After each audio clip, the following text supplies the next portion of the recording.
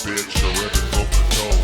We invented the cherry tomato and Waze USB drives and the Iron Dome. Israeli salad, Uzi Stenson, Jaffa's orange grow. Microchips is us, iPhone cameras us, taco salads us, Bodagabanos us, Olive Garden us, White Phosphor us, Sabra Hamas, Hezbollah us. Hello, everybody, and welcome to Bad Hasbara, the world's most moral podcast. My name is Matt Lieb. I will be your most moral co-host for this podcast. I am Daniel Matze. I'll be your other most moral co-host, and that right there is the first straight ahead just by the script intro we've done in I don't know how long. It's kind of incredible. As soon as it happened, I was like, let's not break this. Let's not break this streak. Let's see if we can go an entire intro without making it weird or strange. And we did it, except for, this part where we are talking about the intro. We meta reference our own accomplishment. That's right. Yeah. But we did the best we could. Thank you to everyone for watching / listening to another episode of Bad Hasbara. We love all of you out there who continue to support the podcast, either by subscribing on YouTube or by subscribing on all of the podcast apps, or doing the thing that we love people doing, which is going to patreon.com/badhasbara and joining and getting a extra episode every week. If you like this podcast, but you wish there was more, well, how about 100% more podcast? If you listened to our Ronnie Achalak episode last week and then spent the rest of the week being like, God damn it, I didn't get to hear them talk about the dog rape story for 45 minutes. That's right, my favorite story of the week. Oh, that's too bad. Oh, well, guess what? You're in luck, because if you go to patreon.com/badhasbara and join, then you can watch that. And if you join at the $10 tier, you can not only watch the episode, but you'll see your name in a scroll at the end of it. Who doesn't like to have their name in a scroll? That's just what like I say. All the characters in the Torah. Just like every person on Schindler's List. I mean, is that a scroll?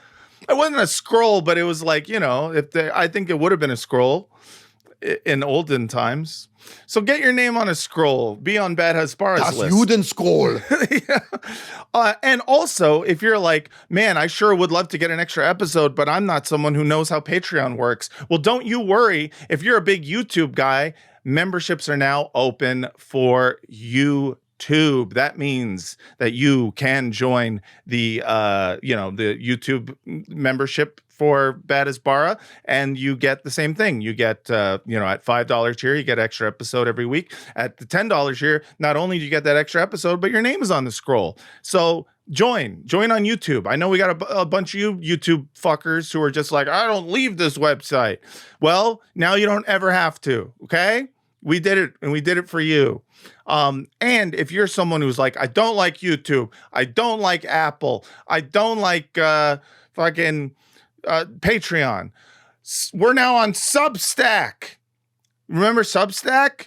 Substack is a website where journalists do journalism, but it's also a website where we do our podcast. So you can also join for the exclusive bonus episodes on Substack, badhasbara.substack.com. Oh, so many different discrete comment sections for me to look at 3 in the morning while pretending that I'm not the kind of podcaster who does that. Yeah, that's right. You got to become that. Yeah, I'll tell you right now. After a while, it's bad for the mental health to keep reading comments from people. And it's not that we don't love you. Of course we love you. You're all very special. But everyone's got different feelings about things. And unfortunately, sometimes our feelings aren't going to be your feelings, but let's all try to remain amicable and not scream at each other. We can do that. I don't know. I feel like if you're subscribing on Patreon or any of the other, like if you're a paid subscriber, I got no problem with you screaming at us. Because part of what you're paying for is safe space for you to like just offload, and tell us what the fuck you think. It's okay. It's no harm. I mean, I'll be real with you. We got some of that last week, I'll tell you. We sure did. And there is part of me that's like, what if we made a $30 tier. That's that. And then you can say mean things to us. How about that? I'd rather that. But yes, we love all of the hogs out there eating up the premium slop. So thank you for doing that. Shout out to producer Adam Levin on the ones and twos. And it is time. Oh, last thing, important thing. If you like stand-up comedy and you're in LA, please go to the Ice House in Pasadena this Thursday at 7:30. Francesca Fiorentini and I are going to be doing stand-up there at the Ice House in Pasadena. It's a really fun show. You don't want to miss it. Tickets are in the description link. So click and get tick. And hopefully ICE won't raid your house while you're at the Ice House. I mean, you know, I'm not going to pretend like I haven't made that my intro joke for the last 6 months. Of course, you gotta do it. You gotta talk about it. It's called the Ice House. You know, like how you not going to bring that up? Okay. Today's episode is brought to you by Pal Humanity. Pal Humanity was founded by two Palestinian physicians who are sisters and is dedicated to serving their communities amidst crises. The charity organizes field medical visits and distributes essential items, including diapers, menstrual and hygiene kits, and infant formula. Their work prioritizes perinatal care, children with special needs, and medication distribution. If you have any money and you would like to support a worthy cause, we encourage you strongly to go to palhumanity.com and donate today. That's palhumanity.com. Daniel, I've said it once and I'll say it again. Man, I love hearing the spin. What's the spin? Well, glad you asked. This is not part of the spin, but I just want to give a special shout out to the Montreal Canadiens, Les Habitants. I got Ween's Quebec album up there behind me. They're playing Game 7 tonight. I'm sure by the time everyone hears this, it will have already been a fait accompli, as you will. But man, they fucking screwed the pooch in Game 6. So I'm hoping they can turn it around and win a clutch game on the road to head to the conference finals and probably lose to the Carolina Hurricanes. How do you say screw the pooch in French? Foutre le chien. Okay. Well, look at that. You did it. Yeah. In Québécois French, it would be fucker le dog. Fucker le dog. Yeah, they got weird French over there. It's just Franglish. All right. So we have the author of How to Sell a Genocide today. So I've got sales-related songs on the screen. Oh, I love that. All right. So number one, classic, Tom Waits, the album Small Change featuring Step Right Up. Step right up. Right up. You know, selling hawking products. It's sanitized for your protection. It gives you an erection. It wins the election. It's really fun. Tom Waits has a voice that always sounds like a carnival barker. Yeah, and this is really where he started. Oh, that was the beginning of it? Bringing that gravel into it. I mean, he was always gravelly, but it got, I like the idea that, before that, he kind of was doing an Elliott Smith thing. He was doing more of a like not Bruce Springsteen. I don't know what he was doing, but more jazz loungy crooner. But really leaning into the alcoholic rake character around that album. Money for Nothing and the Checks for Free. Dire Straits. That's right. Brothers in Arms. Yeah. First time I ever heard the F word, not the slur F word, in this song on the radio. Oh, wow. Mm-hmm. They just let that happen, huh? That little, he's a millionaire. Wow. It was a different time. Definitely. Steely Dan, their final album. I didn't say that nostalgically, by the way. I didn't say it's a different time, like, I wish we were back then. I'm just saying. I know what's deep inside your heart. Yeah. I know what you said. That's right. Everything Must Go. This is their final album, and it's got a song called The Last Mall, and it's got a song called Everything Must Go. That's the sort of the bookends of the album, and kind of a charmingly cynical send off to their career. They're like, we're going out of business. Everything must go. Not enough bands do that. I know. Not enough bands end with a clearance sale album. That's exactly right. Yeah, it's great. That's how you got to do it. Cole Porter's classic standard Love for Sale. I don't know that one. Appetizing young love for sale. Love that's new and still unspoiled. Love that's only slightly soiled. I think it's about sex work, basically. Oh, fun. Sung from the point of view of a prostitute, and it's it's done by Dexter Gordon on the album Go, an instrumental version. But I love that. Cole Porter. What did he do? Like, I Get a Kick Out of You and shit like that. Yep. Yeah, he was fine. He's fantastic. He's fantastic. I think he's Stephen Sondheim gave him props in his book, and he dissed a lot of lyricists, but Cole Porter got the thumbs up. Look, I'm sure he's great. It was just he never stuck with me. You know, go listen to the cast album of Kiss Me Kate. That's one of his musicals. It's very good. Okay, I'll check it out. Brush up your Shakespeare. A lot of fun. Donna Summer, Bad Girls, also about streetwalkers selling sex. Produced by Giorgio Moroder, of course. And finally, speaking of musical theater, Who Will Buy My Sweet Red Roses? Hell yeah. I was in that. Please, sir, can I have some more Hasbara? That's right. I played the doctor. Did you?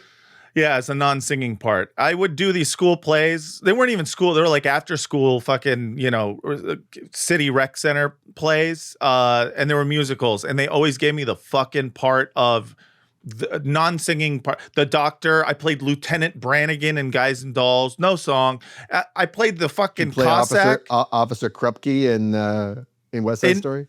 In Fiddler, I played the fucking Cossack guy. He has no songs. He has no songs. He just goes into town and he's just like, get out. Sorry, Tevya. I know I promised. I feel like I can do. The Hasbaris, if there's any pro-Israel people who's like hate watch this podcast, they'll be like, of course he played that part. Typecasting. Yeah. Anyways, Matt sings all the words in tradition. I do. I just sing tradition. All right, so that's what's spinning. Before we introduce our guest, I just want to give a quick shout out to an event that both Daniel and I unfortunately missed out on. The world's first anti-Zionism conference. And what I mean by that is the conference against anti-Zionism organized by people who brought Ben Shapiro as their headliner. To Toronto. Was it in Toronto? Is that where it was? It was in Toronto, yeah. I love it. I believe so. Maybe I'm wrong. But I think it was. Anyway. Yeah. Ben Shapiro was the headliner. Okay. Well, Ben Shapiro was the headliner, and not only that, but also we had friend of the pod, Jesse Brown. So proud of him. Yes. And we so many of us were born into a family, and you have no choice about that. I know. You don't get to pick in advance. It's a set menu. There's no substitutions. But the point of life in many ways is not to neglect or forget your original blood family, but to find your chosen family, your people. And some of us don't ever get there. Yeah. And some of us work and build a career, and then only later do we realize who we're really meant to be with and be around. And this picture just warmed our hearts, and we just want to say congratulations, Jesse. Look at you. Shout out to Jesse Brown, who's there with Eve Barlow, Lizzie Savetsky, and Emily Austin. Yeah. This is organized by Tafsik, and this is the anti-Zionism conference. It must be in Toronto because Tafsik is a Canadian organization. Oh, yeah. I like that he wrote, they dwarf me in courage. So he's kind of like big dogging them by being like, I'm taller than all these ladies. Nightmare Lulav rotation. Very Nightmare Lulav rotation, absolutely. I'm glad he found some friends in Canada who aren't trying to kill him. And so, shout out to Jesse Brown, one of the greats. If you haven't heard our tribute to him, go look on our channel for the song Jesse's World. Jesse's World, one of our certified bangers. Mm-hmm. Oh, all right. Now it is time to introduce our guest. Very excited to bring him back. He is a returning Bad Hasbara champion, co-host of the Citations Needed podcast, and the author of the new book, How to Sell a Genocide, the media's complicity in the destruction of Gaza. Ladies and gentlemen and everyone else, welcome back to the podcast, Adam Johnson. Or as I call him, AJ double plus. AJ double plus. Thank you so much for having me on. You guys were talking about Fiddler on the Roof in Canada, and there's a fun. Have you guys know the fun fact about Norman Jewison, who directed the film? He's not Jewish. He's not Jewish. Well, he claims the studio picked him to direct it because they thought he was, because he's like Episcopalian or something. But they just saw Jewison and were like, well, he must be the son of a Jew at some point in the Middle Ages. So I'd like to know the derivation of that. He claims that was the reason he got the gig, and but no, he's like Episcopalian. So he is Canadian, much like yourself. That's wild. I mean, I'll be real. I thought he was Jewish because his name was Norman Jewison. So, I mean, it's not an unreasonable assumption, but you know how these things go. You can never. You never. Well, it's actually spelled Jew is on. So maybe it was short for Jew is on the pyre. Yes, maybe it was an anti-Semitic name. Yeah. It's very possible. Statistically speaking, it's pretty likely. Yeah. So, sorry, just your Fiddler on the Roof fun fact. That's what this podcast is about, actually. Fun facts. Thanks so much for having me on. Glad to have you back on. And it's especially great to have you now that you've got something to hawk, although that's true. All proceeds, all royalties are going to tell us. Yes, all royalties are going to the Middle East Children's Alliance. Not proceeds, but royalties, because the publisher does need to make money, as they are very, very small. Pluto Press out of London, and the Middle East Children's Alliance does great work with providing food and aid and shelter to refugees from Gaza, West Bank, and Lebanon, and elsewhere. Yeah, wonderful organization. Very cool. So how's it going with the release of the book? I saw you in Brooklyn a couple of weeks ago at an event at The Word Has Changed. Yes, you did. The first podcast invite I've had where they showed up to the book event. That was very nice. It was.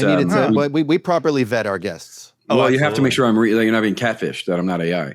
Right. Because last time it could have been a long con, but you came on and pretended to be all woke on Palestine. Look, let's just say citations were needed for the existence of evidence. Absolutely. And I did produce a body, and Nima was there. It was good. I hadn't actually seen Nima, my podcast co-host, I saw him briefly in Chicago for like 5 seconds, but we hadn't been together, and we certainly hadn't done a show together in over 6 years. So it was nice. That's crazy. Because I'm in Chicago, he's in New York, and we both have 2 kids, and we're busy, and it's just and we don't do live shows, like we're too old. And we're in different cities, and it just feels gauche. But we made sense for the book, so we kind of did a sort of quasi live show, and it was good. And then I did 2 other events, and this weekend. I don't know if this will air past this weekend, probably, so maybe it won't be relevant. Tomorrow. It airs, tomorrow. Okay, well, I will be in DC on the 22nd, in Baltimore on the 23rd at Red Emma's. So, the event in Brooklyn was packed. I mean, it was overflow. They had speakers outside this little bookstore in Bed-Stuy. Thank you for doing it in my neighborhood. What's the reception been like, and what's it been like for you talking about it nonstop? And we're about to put you through those paces one more time. No, I'm always happy to, mostly because I think that it's a story that needs to be told. It's a counter narrative that needs to be told, and what the book attempts to do, one of the things that it attempts to do, is to provide a very rigorous and empirical basis to what people broadly perceive or intuit, that the media has an institutional and overwhelming anti-Palestinian bias. And it shows that, I believe, beyond a reasonable doubt, with with over 25 data points, 7 of which I just published in The Intercept last week to give it like a visualization and to make it as concrete as possible. You'll be happy to know that Honest Reporting, one of the Zionist crybaby groups, did attempt to critique the Intercept article, which I was very flattered about, and they couldn't find any errors. They just said, they did the racist tautology of, well, it's different because it's different. Well, why is it different? Because they're terrorists. Well, it says you. That has no morally. It has this not or intellectually. That's not a significant claim. It's just appeal to authority and appeal to tautology and appeal to racism and appeal to racism. Yeah, because there's these glaring double standards, and they can't be like, well, there's no double standards because it's so overwhelming. Yeah. So their only argument is, well, it's different because they're terrorists, and it's like, well, right, says you, and they're like, and then when Dana Bash does this line, which she always says, according to the United, to the European Union, United States, Australia, and New Zealand, to kind of pump up the numbers, we throw in New Zealand, right? Population 4 million, but of course, for 90% of countries, they're not terrorists, and that distinction is not meaningful, and certainly to vast swaths of the world, if not the majority of the world. It's certainly like they're playing on the, understanding that Americans by and large will point at an, Arab and go, come on, that's a terrorist. Basically, and increasingly, I think this has less purchase, but all they have is these kind of whiny, exceptionalizing terms which require appeal to authority. Like you get CNN always does this, a designated terrorist organization. It's like, well, designated. Never mind. Then it's been designated. It has a certificate. If I had known it had a certificate from the FBI, I would have never. Because the term terrorist was abandoned by the BBC and the Associated Press back in 2015, and it was increasingly used. It was increasingly used less and less by the New York Times as a label, because it was. So much scholarship was coming out and being like, this is clearly a selective, racialized, arbitrary term that has no consistent application. And then after October 7th, it just went back. BBC, I think the BBC still refused to use it. Crazy. Didn't you have am I remember correctly, you had an exchange with someone at the New York Times who essentially couldn't even improve on that racist tautology from Honest Reporting? No, and other people have as well, as I noted at my Brooklyn show that you attended. Breach Media in Canada approached the CBC with the same data showing the asymmetries. Obviously, Al Jazeera also separately approached the New York Times, and they just say it's different because it's different. You say, well, why is the killing of Israelis a massacre and a slaughter and horrific and barbaric? And we can get into that data if you'd like for the listeners. And why, whereas Israel manages to kill 20,000 children in 2 years, again, the number is almost certainly double that. And never once, and somehow manages to do that without once committing a massacre or slaughter that feels statistically very unlikely, or being barbaric or savage, or being barbaric or being savage, which are very obviously racially coded terms that have their origins in 19th century ontologies of civilization. So civilization, and then in the middle you had barbarians, and then at the other end of the spectrum you had savage. This was a very common Victorian era racist trope. When during peak. Caliper, and these obviously racialized terms are completely selectively, evoked. And when you do approach the New York Times and say why, they just say it just has to be because bombing someone is just qualitatively different than shooting them up close. And you say, well, Israel also shoots them up close. So how does that work? They've killed hundreds, if not thousands, of people up close. Oh, well, that's different. Well, why? It just is.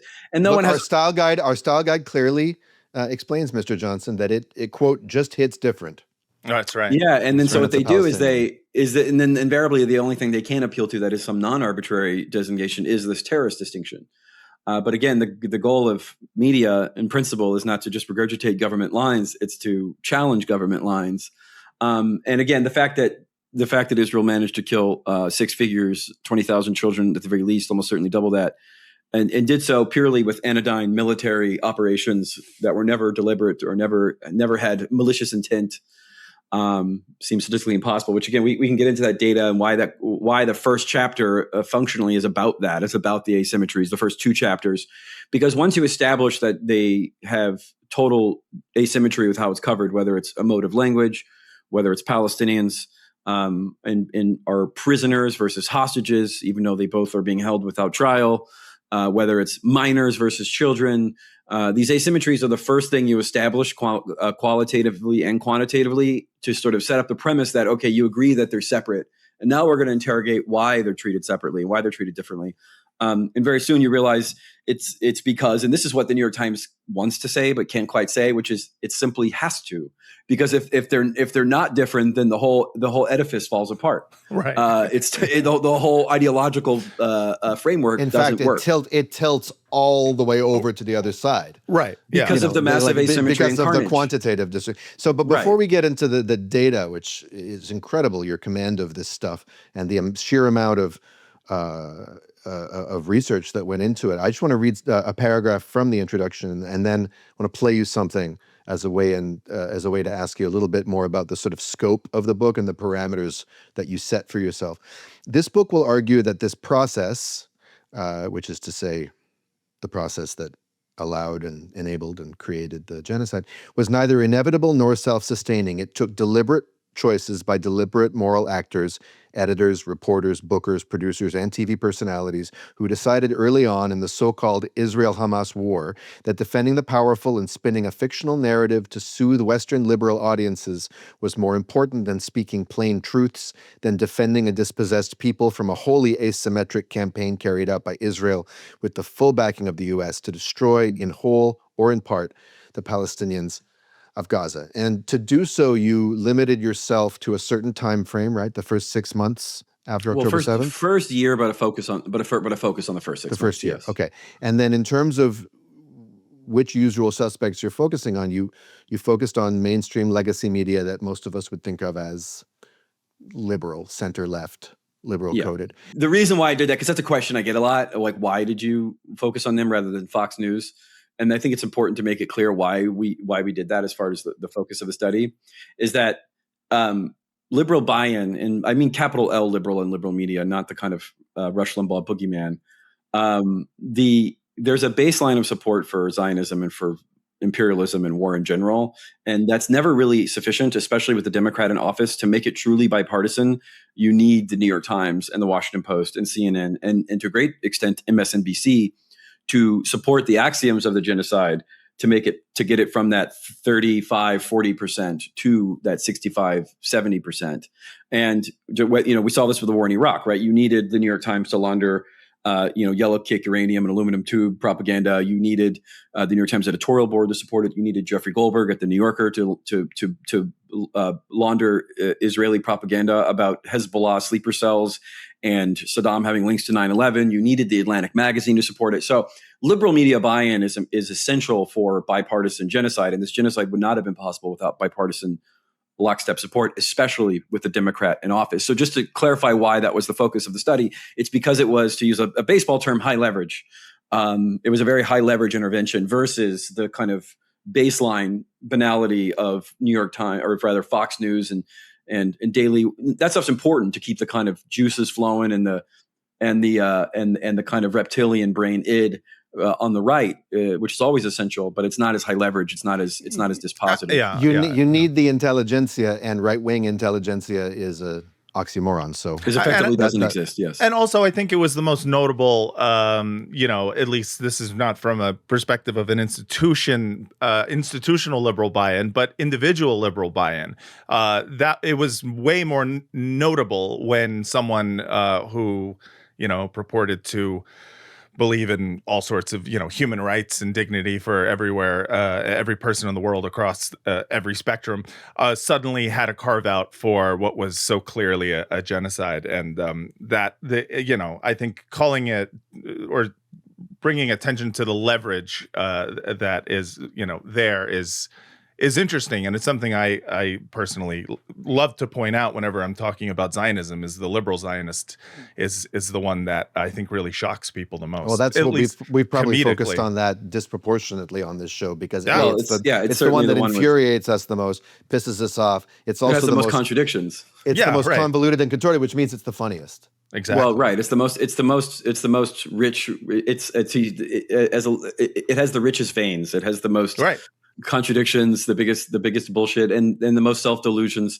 and the most contorted worldviews and frameworks, because you have to reconcile one's supposed liberalism with their support for what we objectively see on our timelines every day, which is the nihilistic murdering of children for months on end. That's why you got to always go back to it just is when it comes to just different. Why is it different? It just is. It just is. Because things fall apart. The centrism cannot hold. That's right. Wow. Was that Yates? That was Yates. Yeah. All right. So I want to show you a recent video from someone who I haven't gotten all the way through the book yet, but I have to believe he shows up in the book as one of the main or core participants in all of this, one of the main interfacers with the media during the Biden era of the genocide, and that's Jake Sullivan, who has recently come out and expressed some deep, sincere something or other. Let's see what he's saying. I can't even watch this. Too many innocent people died in Gaza. Oh, too many. Too many is by a factor of what? Well, that's the question. I've written about this before. Whenever someone says too many quote unquote innocent Palestinians died, the logical follow up question is, what was the number that you were okay with? Yeah. Because if it's too many, by definition, you have some range in your head of acceptable dead Palestinians. So what's that number? And then the corollary question to that would be, how many, if let's say it's 1,000 or 5,000 dead Palestinians are worth it to you for the so-called defeat Hamas, which, by the way, they still haven't done and is not a military objective that anyone thought was reasonably possible or made any sense on its face, then how many Israelis get to die for Palestinian security? Is that also 5,000? Mm-hmm. Yeah, right. Yeah. So another question, if you and we do go into this in chapter 6. I call it there's two positions. There was bomb starving Palestinian children, which was the Republican position, and the liberal position, which was bomb Palestinian children on 600 calories a day. Those were the two available options to you in mainstream media. Those are the two-party system, baby. Yeah, those are my two favorite political parties. And the Biden position, Sullivan position, was the bombing was somehow justified and morally righteous because, again, they were going to so-called eliminate Hamas. Mm-hmm. But make sure that you're feeding the children 600 calories a day while we bomb them. Well, right. Considering, Adam, is that those starving children had cerebral palsy, so they deserved to get bombed. They weren't actually starving. And what's important, again, we can get into this and you can finish the clip, but is that his heart must bleed at all times. That's right. He is simultaneously feeling, he has to feel bad and sad all the time, but he's also powerless whenever confronted with these moral decisions. And again, the key here, and we can get into it, and this is all discussed in chapter 3, is the Biden must be presented as a third party, and Biden officials must be a third party. They're separate from the genocide. They are not covering up war crimes at the State Department, which we know both Sullivan and Blinken did. They are not shipping arms. At one point, I think on average, it was about $2 billion a week in arms. They are bumbling third party humanitarians with a clipboard who are simply watching this unfold from the sidelines, and presenting themselves as a third party was the key propaganda coup they achieved, which we can get into. And if you watch the subsequent interviews since they left office, they all parrot that line, despite it making zero sense. It is they're sad. They were always sad about how many they had to kill, or they were steamed about being, stonewalled by the Israelis. That's right. Of course, they were all get into your fuming. Damn Israelis. Yeah. We'll talk about modes of rationalization, and that's one. Here's more. Here's the rest of that clip. As a result of Israel's military operations. I have also said that genocide, as a result, from my perspective, like he died as a result of the bullet I fired into his skull. It's a moral abstraction. Yeah, genocide doesn't kill people; people kill people. Right. There is actually an intent to do the destruction and not to fight a terrorist foe while conducting operations in a way that kill too many civilians. Oh, they're terrorists. Okay, never mind them. So, on a moral basis, tell me about morals. I woke up every morning and went to sleep every night thinking about what we could do to try to alleviate the suffering and reduce the length of the war and get to a ceasefire. You're a psychotic scientist. We ultimately got to a ceasefire. You really can't contain yourself. Yeah. I can't with these fucking people. They're such. I think to some extent they believe their own bullshit. To some extent they know they're being cynical. I think the fact that he talks about being able to sleep at night says at least that they somewhat believe their own bullshit. Because I think if they didn't, they wouldn't be able to sleep at night. Yeah, I mean, who knows? Ultimately, again, as a materialist, it doesn't matter, right? The purpose of a system is what it does. I really don't care what's in his heart. But I do think they created a self-reinforcing, what Cass Susting calls a crippling epistemology, which is a diluted worldview whereby which they would, whether they framed it as American credibility or Israel security, that the so-called elimination of Hamas, something that Tony Blinken himself in January of 2024 acknowledged behind closed doors, supposedly according to NBC News, was by definition impossible, as they are an indigenous resistance movement. Again, regardless of what you think of them, they are Palestinians. They are of Gaza, despite what they tell you. They're not ISIS. They're not exogenous. They're not alien. They're not holding them all hostage. It's not one big human shield.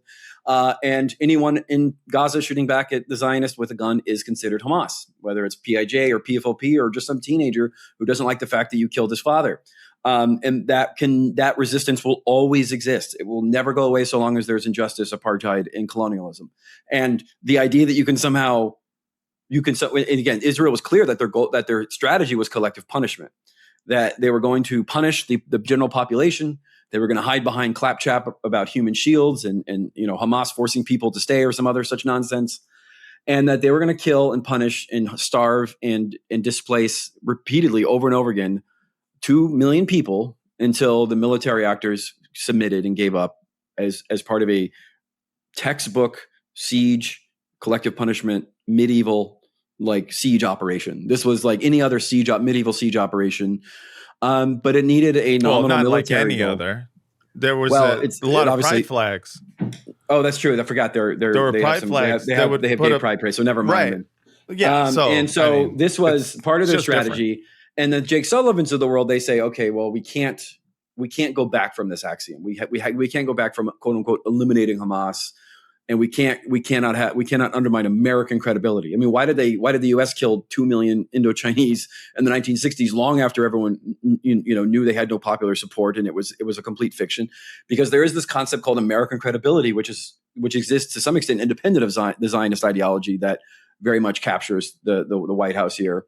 And they just wouldn't budge, and they still won't budge. And if you talk to them, even if you talk to Harris or you hear what they say, they do not dispute any of the fundamental premises of the genocide in terms of their decision making. They don't regret anything fundamentally. They'll do some hand wringing about like we should have pushed harder or some other such vagary, but like the fundamental premise that there was some legitimate right to defend itself, whatever that means, in a context like the Zionist project in the Levant, is never challenged. It's sort of too many died. Well, how many should not have died? And if too many were dying, why did you not stop arming them? It doesn't make any sense. It doesn't pass the sniff test.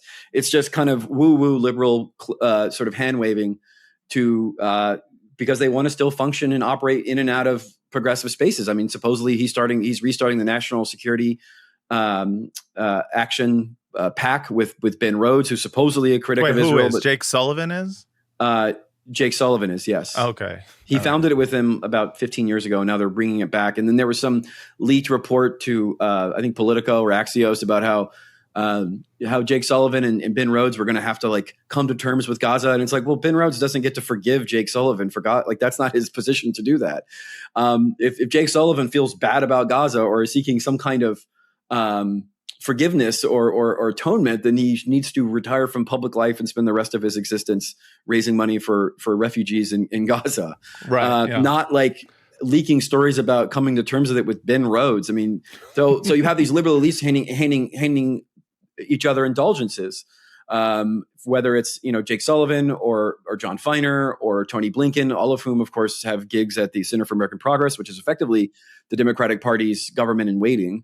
And they're all going to come back. And so far, no leading progressive for 2028, whether it's Ro Khanna or Alexandria Ocasio-Cortez, has come out and said they're going to cut these people out of the Democratic Party. They refuse to say so. I think it's like what one of the things I like about the fact that you focus very specifically on sort of the first 6 months after October 7th, and then beyond the full year. But because of the amount of revisions that people have been doing in terms of history, the way in which we now everyone's sort of rewriting the story of what happened after October 7th and where exactly they stood, and was that part of the calculation for the book? Did you specifically focus on it because of the fact that so many people are doing what do you call it when you they're revising, repetition laundering. I mean, for sure that's part of it. A lot of it is that the decisions that were made, that the genocide was very much knowable. Mm-hmm. Of course, I'm sure everyone on this podcast said it. I said it in October. Anyone who knew anything about Gaza, which I love, by the way, I love that that has been. So there's no excuse for like too many Palestinians died. Right. Like that is absolutely ahistorical. Everybody knew this was going to happen, and the reason we knew it was going to happen is because the Because Israeli we've leaders been studying it explicitly said forever. So. Well, that too.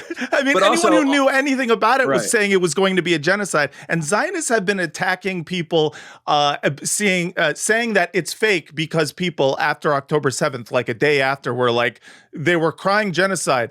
Clearly, this is fake. They were laundering the story. It was like, no, anyone who knew anything about how much disproportionate numbers of, like, you know, for every one Israeli killed, we'll kill like 300 Palestinians. When we saw the numbers that were coming out after October 7th, we said, oh, we know what this is going to be. This is a pretext for genocide. There's no way it won't be. And because, we were, again, of course, correct. I can name you half a dozen Israeli think tanks that have plans for emptying out Gaza. There are pre-existing plans. Now, they would frame it as like voluntary migration. And you know, they would they would put it in more anodyne terms. But the idea of getting rid of Palestinians in Gaza, because again, they're an inconvenient people. They do not comport with their liberal or right-wing Zionist ideology and national mythology. They want to do what the United States did to its indigenous population, which is exterminate them, but they started their genocide 80, 100 years after the U.S. did. And so what you have is and then you have Israeli electeds, the defense minister calling them human animals, Yoav Gallant. You have the president, Isaac Herzog, saying there's no innocence in Gaza. You have, of course, Israeli politicians promising another Nakba, which is a word that apparently they're allowed to the use. agriculture minister.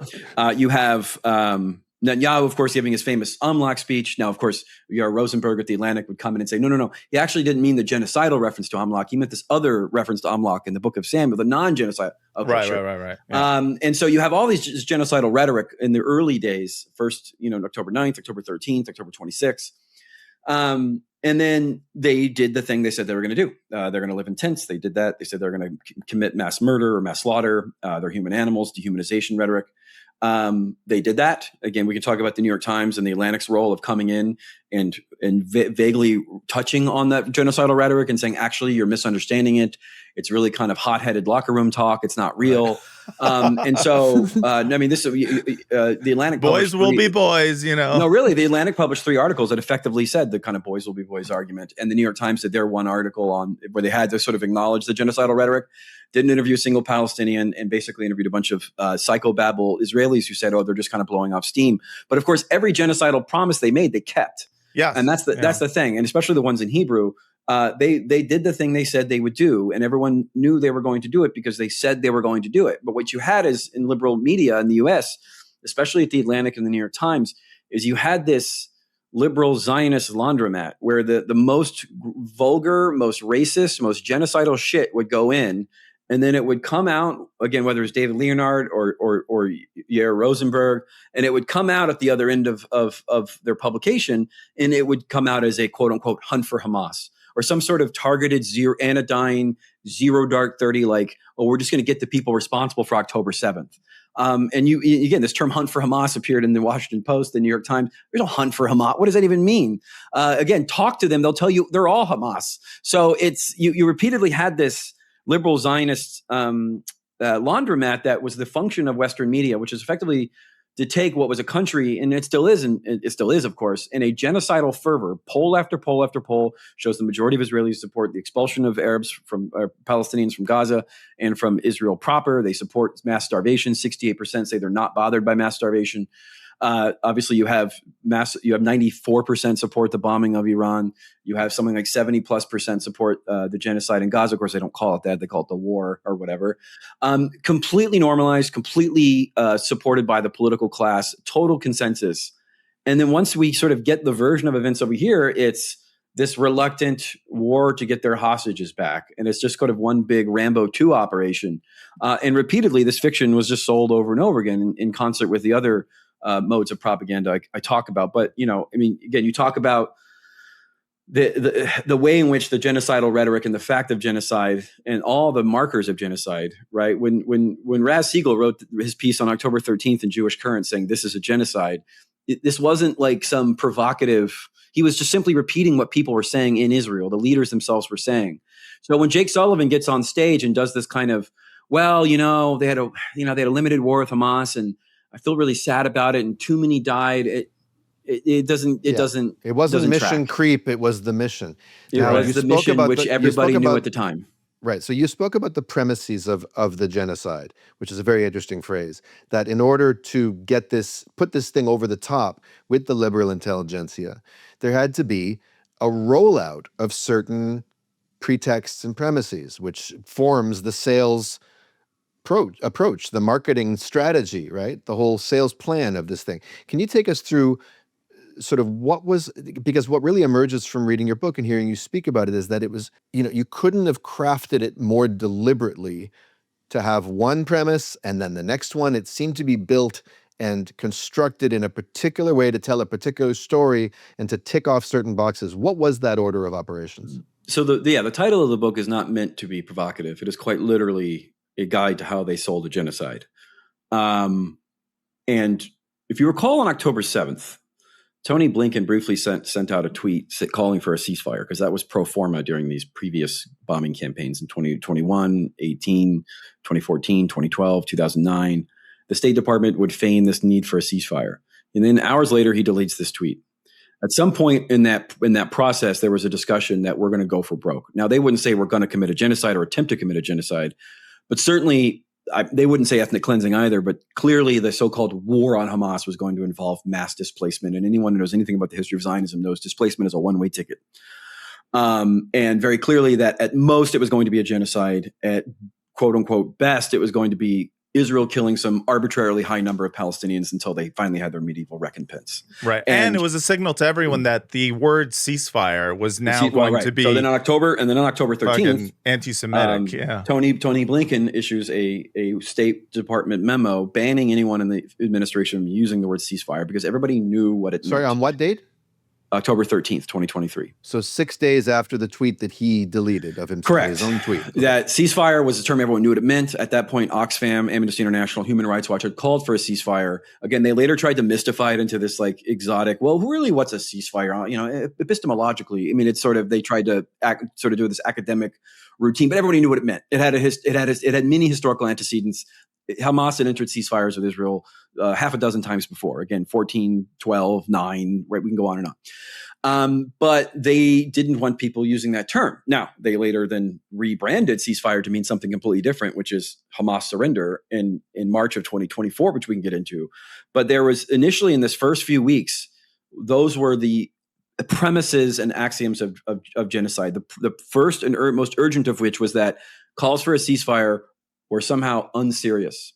They were not a realistic solution. The Atlantic runs 12 articles by our count on this. They have Hillary Clinton. I don't know how you have a ceasefire. Graham Wood, he even compares a ceasefire with Hamas to Frederick Douglass buying slaves and presents it as a moral hazard.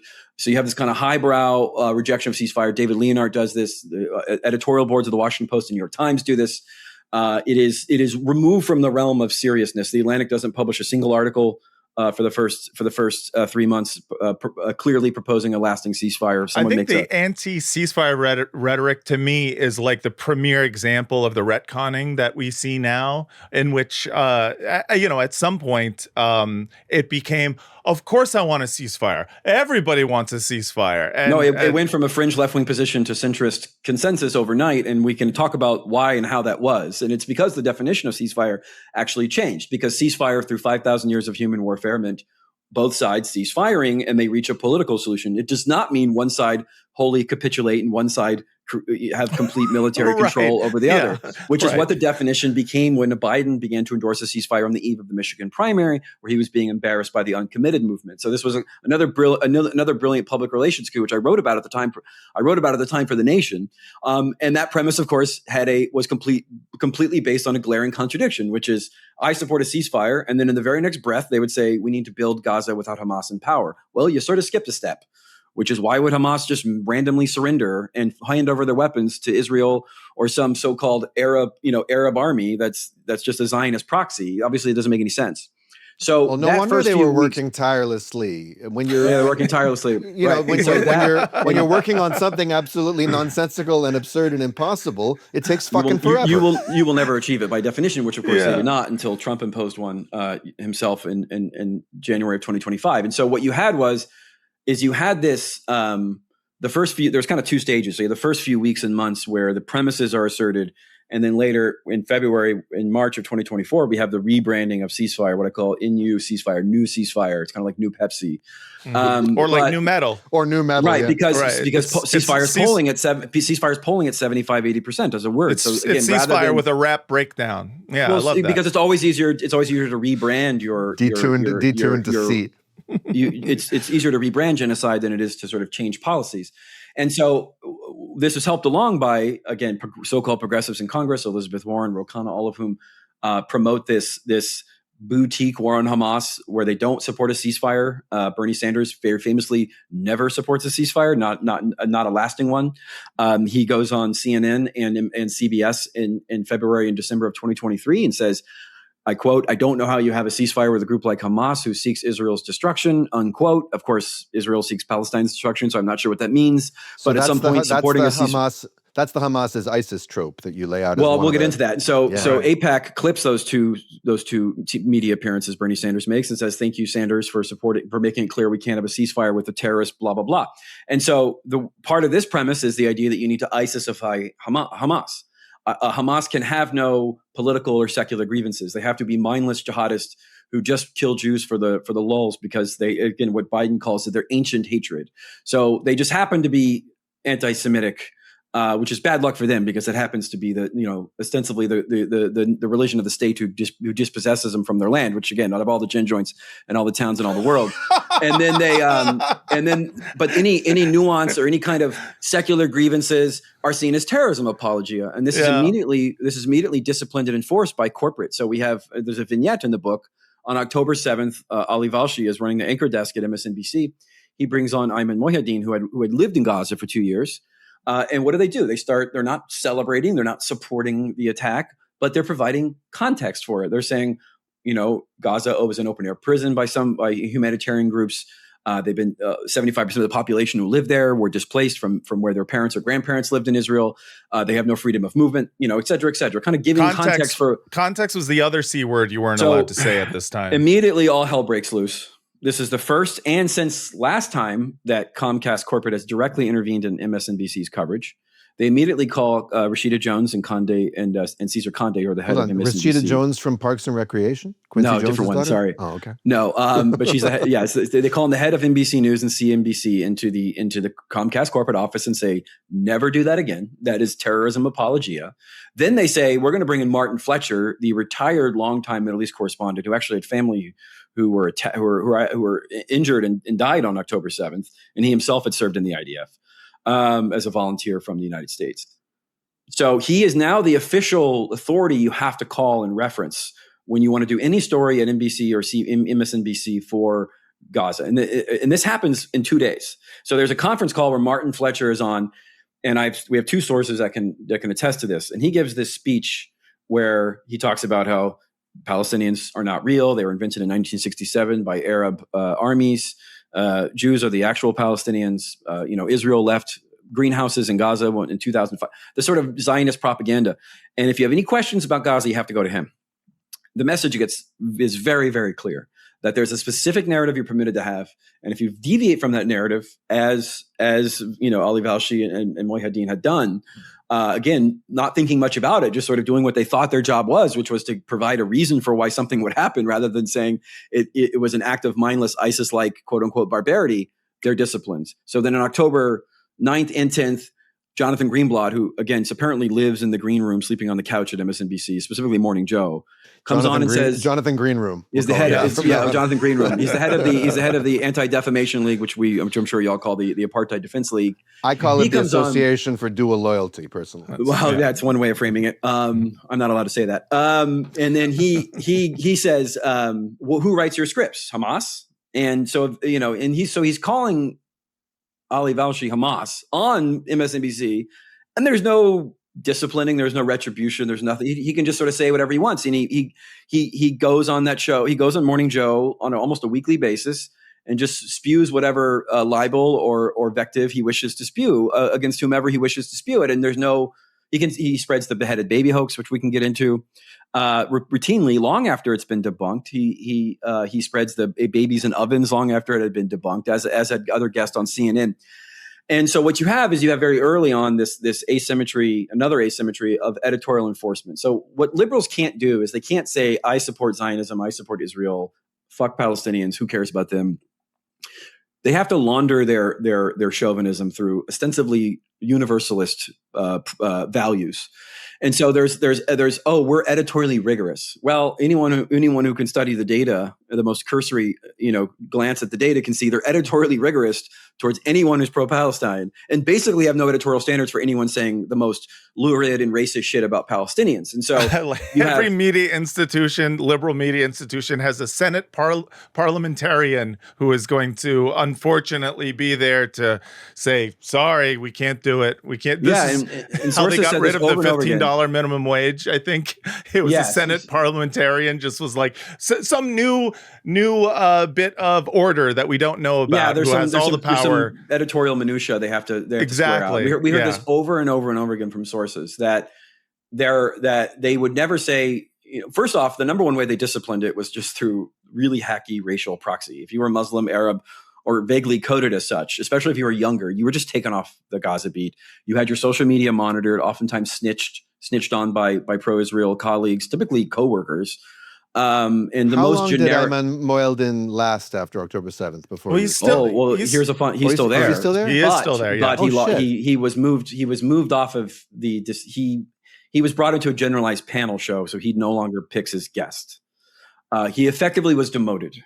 They couldn't fire everyone. They fired Mehdi Hassan, who of course publicly doesn't talk about it because I believe because of whatever their arrangement was. But I think anyone who's seen reporting on that knows why he was let go within weeks. I think in November of 2023. Right. I from what I remember, it was framed at least maybe on his end as him leaving, but he was fired. Is that what happened? I can't comment on the details of that. I haven't spoken with him, but I will say that it was very clear. It was very clear what was going to be permitted, and it probably did not comport with what his views were. So I can believe it. I can believe it. And so, you had the Semaphore article about 3 Muslim anchors being fired, which was basically true, or at least departed with. Whatever I'll use for legal purposes will remain vague.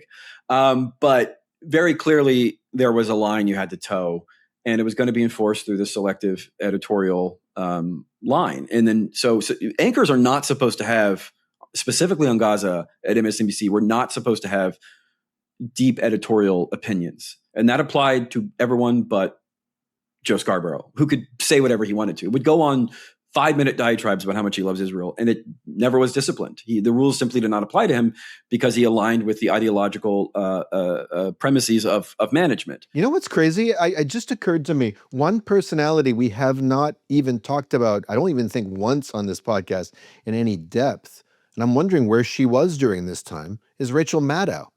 So we did a study. Rachel Maddow didn't talk about it. She never talked about it. She just avoided it because she knows who butters her bread. She mentioned it in passing a few times. I want to say we studied the first 11 weeks, and I think she mentioned it 3 times. But it's done in this kind of, and we talk about it, just covering it like an earthquake. Because liberals, you had to talk about it. You couldn't just avoid it altogether. But you discussed it in passive terms. Biden was not a moral agent making any decisions. So she would. He's not Putin. He's not Putin. Right, so because obviously she operates within a very safe liberal imperialist milieu. She's not going to criticize God. I mean, she never talked about it. Not until Trump came in office, and it became a little bit safer along partisan lines. Yeah. But no, Rachel Maddow. She still avoids it. No, Rachel Maddow, and this is reflected in the data. Rachel Maddow is aggressively MIA here as a supposed liberal voice. As is frankly Chris Hayes. Chris Hayes mentions it a couple times here and there, but he's heavily featured in the barbaric, savage language. Again, shores up every premise about Hamas's supposed barbarity and lack of secular demands. Doesn't contextualize anything. It's not till late 2024. Really, right after the election, that he starts when it becomes more politically safe. I mean, Chris Hayes and Rachel Maddow are company men. They know the score. He is someone who has in the past at least signaled an understanding of Palestine in a way that I think Rachel Maddow probably never has. Yeah, I mean, I will say the one MSNBC personality, because again, Mehdi Hasan's fired, the one personality in our data that shows up that does do good reporting, qualitatively good reporting on this, is Joy-Ann Reid. Right. Who then says she's fired over it later. And I tend to believe her story because she has very sympathetic segments. She has like 3 or 4 really good sympathetic segments.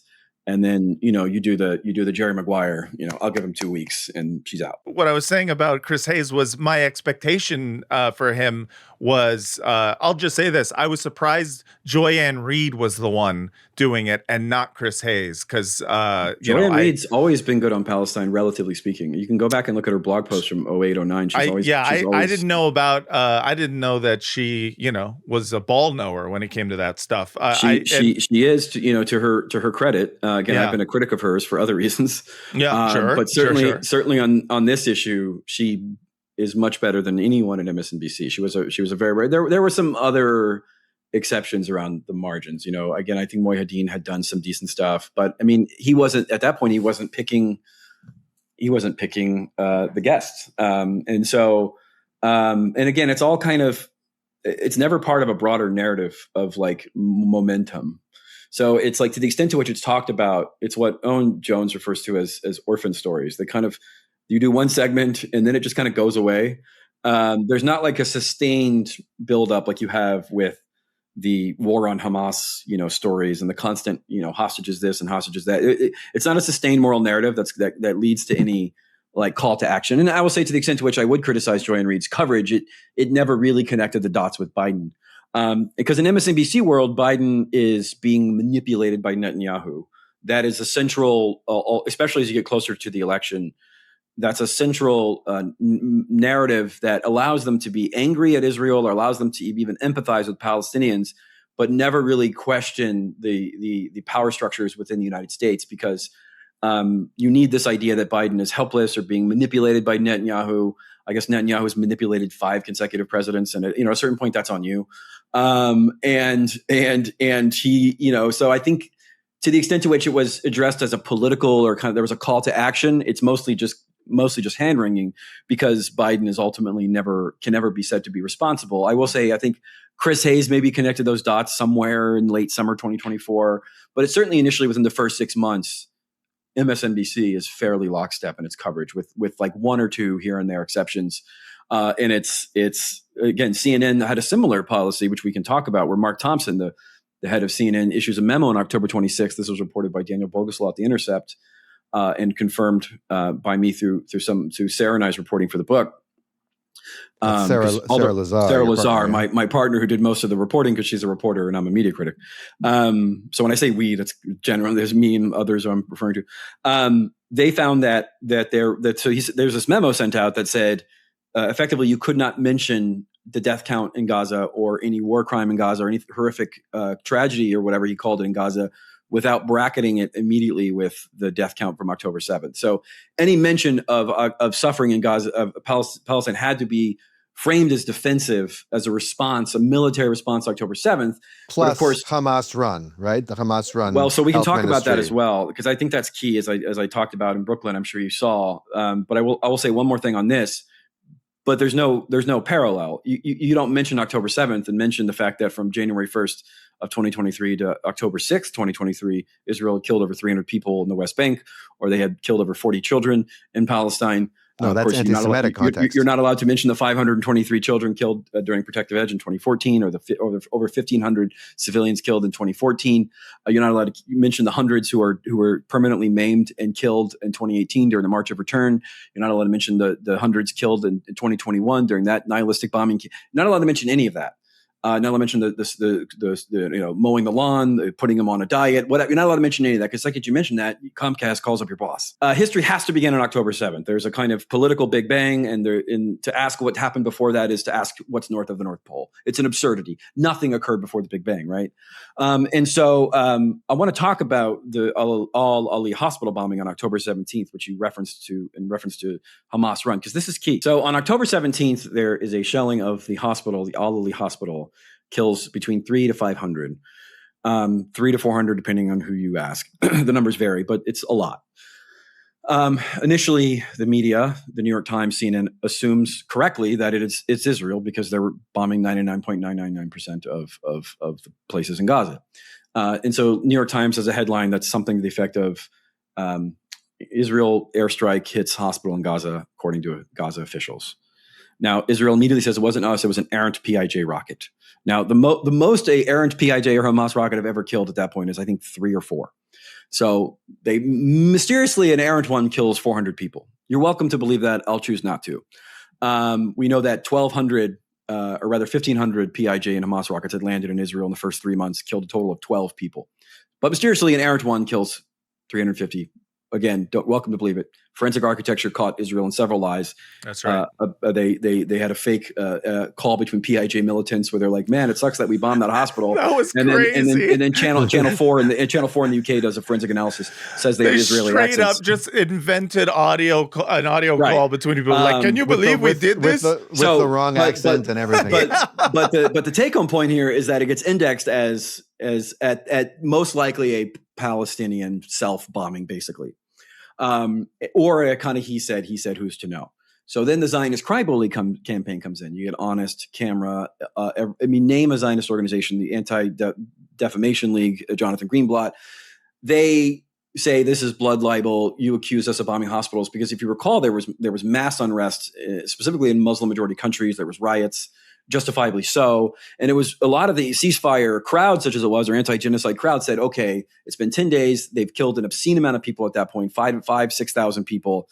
Now we can wrap it up. It's over. This is kind of the, George Floyd moment where we can all sort of build up enough momentum to put pressure on the White House to end it. But Israel steps in and does this fog of war, who says, he said routine by blaming it on PIJ, because it's clearly, it's probably not an airstrike. It's actually probably a shelling because of the forensics.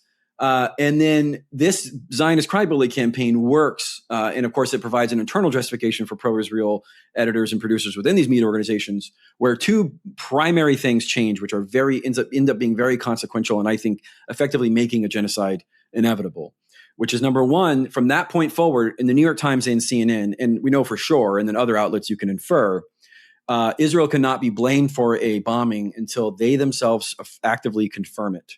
So this is why you start getting all these headlines in the New York Times of blast in Gaza kills 15. Gazans say explosion kills 20. It's official policy that until the this was official policy that this voted on by myself and Daniel Boguslaw. And it was after this particular bombing, the LLE hospital bombing. Correct. And wow, this did not exist before. Again, that's why they had the initial Crybaby campaign, because the New York Times said, Israel airstrike, right? And so it became part of the style guide, like yep, it was enforced through the style guide, through a memo. And CNN does the exact same thing, except CNN has an extra layer, which is you have to get GPS location of the bombing. Now, this is not a standard that had existed in Gaza prior to October 17th. It is not a standard that exists in any other war zone. It doesn't exist in Ukraine, doesn't exist in Sudan, doesn't exist anywhere else. You have to get affirmative confirmation from the military in question that you're criticizing. Of course, Israel just takes days or weeks to do it, or just doesn't do it at all. And so immediately the visceral impact of Israel bombs hospital or 15 children die in Israeli strike becomes blast in Gaza kills 15. Clearly, on a visceral PR level, that's going to have a meaningfully different impact on the average viewer. And then in New York Times headline syntax, it's after blast, chaos and confusion, like just some kind of and abstraction. This is qualitatively and quantitatively shown in the book in chapter 4. We go through the first 60 days. So to be not as arbitrary as possible, we go through the first 60 days of Russia's invasion of Ukraine and the first 60 days of Israel's bombing of Gaza. And we even wait a week to make it even more fair.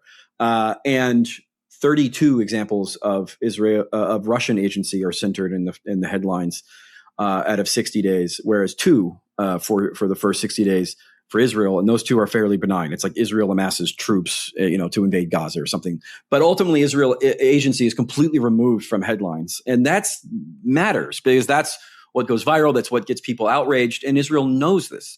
And the second thing that changes, that was probably just as, if not more significant, is that's when you first start getting the Hamas-run health ministry, because they said, oh, the Gaza ministry lied about the death count because they initially said it was 500 and then revised it down to 300. But of course, that's completely normal. If you recall, the 9/11 death count was originally 10,000.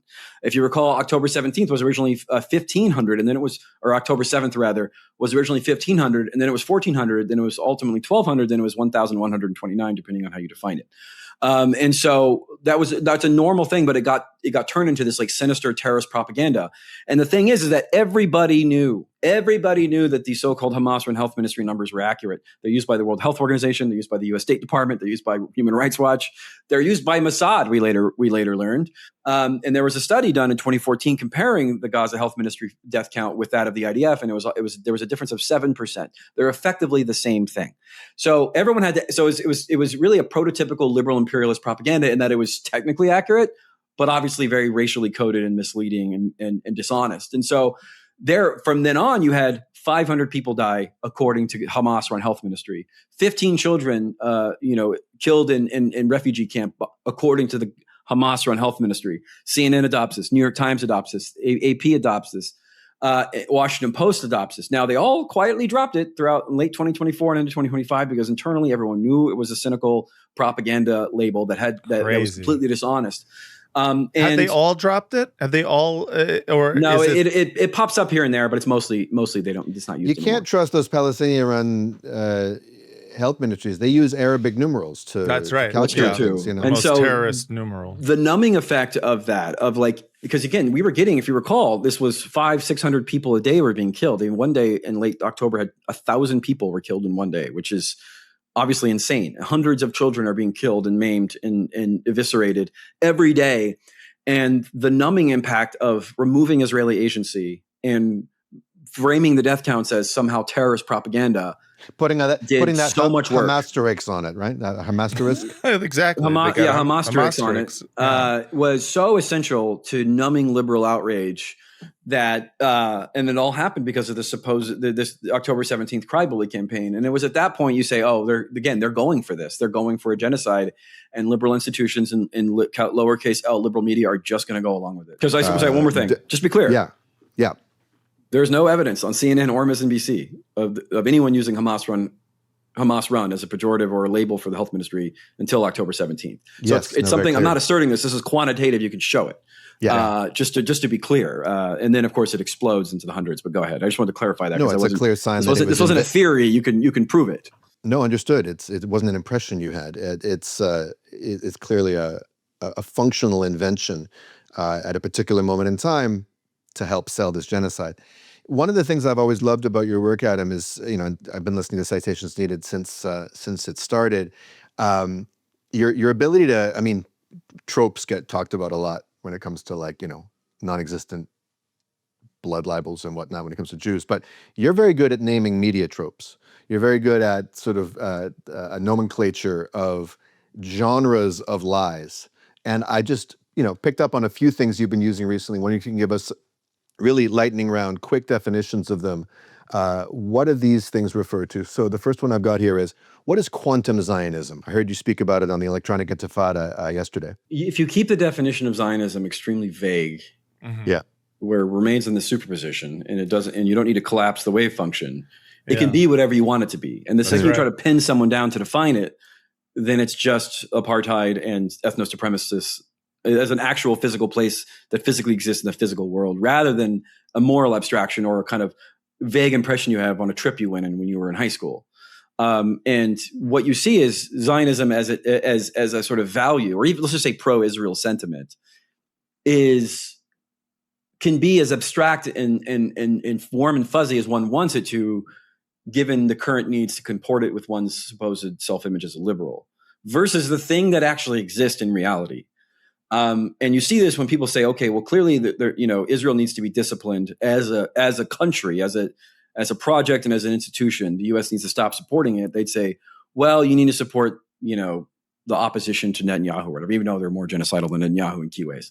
And then you point that out and you say, well, I support this such and such within Israel. And it's like, look, that's great, I guess, but that doesn't exist in reality. Right. So anytime you force anyone to collapse the wave function and have a position, their position is just racism. Yeah. I'm imagining an episode of Star Trek Next Generation where Geordi LaForge is like, But Captain, if we took the liberal Zionism, we shot it through the wormhole into the Delta Quadrant, that in that quadrant, those two things are not in contradiction. It might just work. And you see Make this with like, again, people say, well, in retrospect, they should have had this limited war on Hamas. And it's like, even if that's justified, which it's not, it doesn't exist. Right. Like, again, I get you have an emotional attachment to it. I understand it. I went to a Christian Zionist church growing up. Like, obviously, it's an important part of your identity, and much more intensely, you're kind of fed the narrative, and defend. We have to have a place. And I get all that. It's very emotional, but at some point, you have to grow up.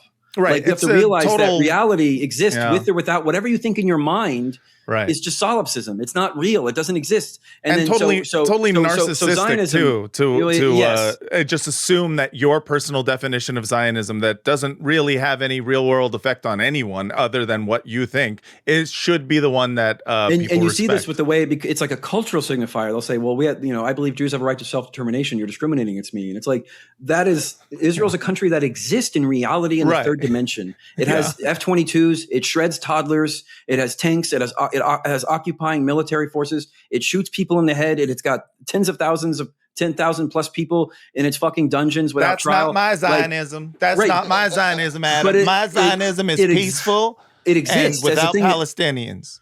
Right. And so you have this idea that like, well, you have a demographic problem because at the beginning of Zionism, Jews make up 5-10% of the Levant. We'll say, I think it was probably roughly 7 or 8%. So it's not like Jews as such are not indigenous to the Levant, but certainly the like millions of colonists from Europe aren't in any meaningful way, especially since they're just doing it today. You have people moving from Orange County or from Canada or from London to go settle a fucking house that was just stolen. And like, obviously that's insane. Like, everybody knows this doesn't make any sense.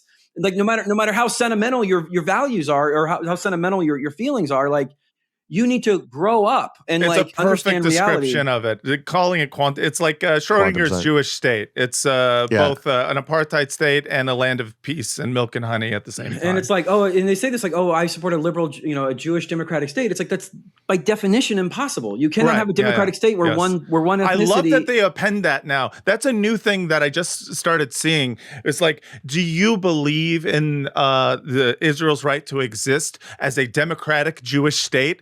I got a what was it? Puppies and rainbows. Federation of it was some Zionist organization survey that I took because they texted it to me. I was like, why not? And it asked me if I believed in Israel's right to exist as a democratic Jewish state, and I was just like, please give me a text box. I want to yell at you via a text box. But instead it was like, yes, no, definitely. If it's only democratic for one religious ethno group. It makes no sense. Then it's not democratic.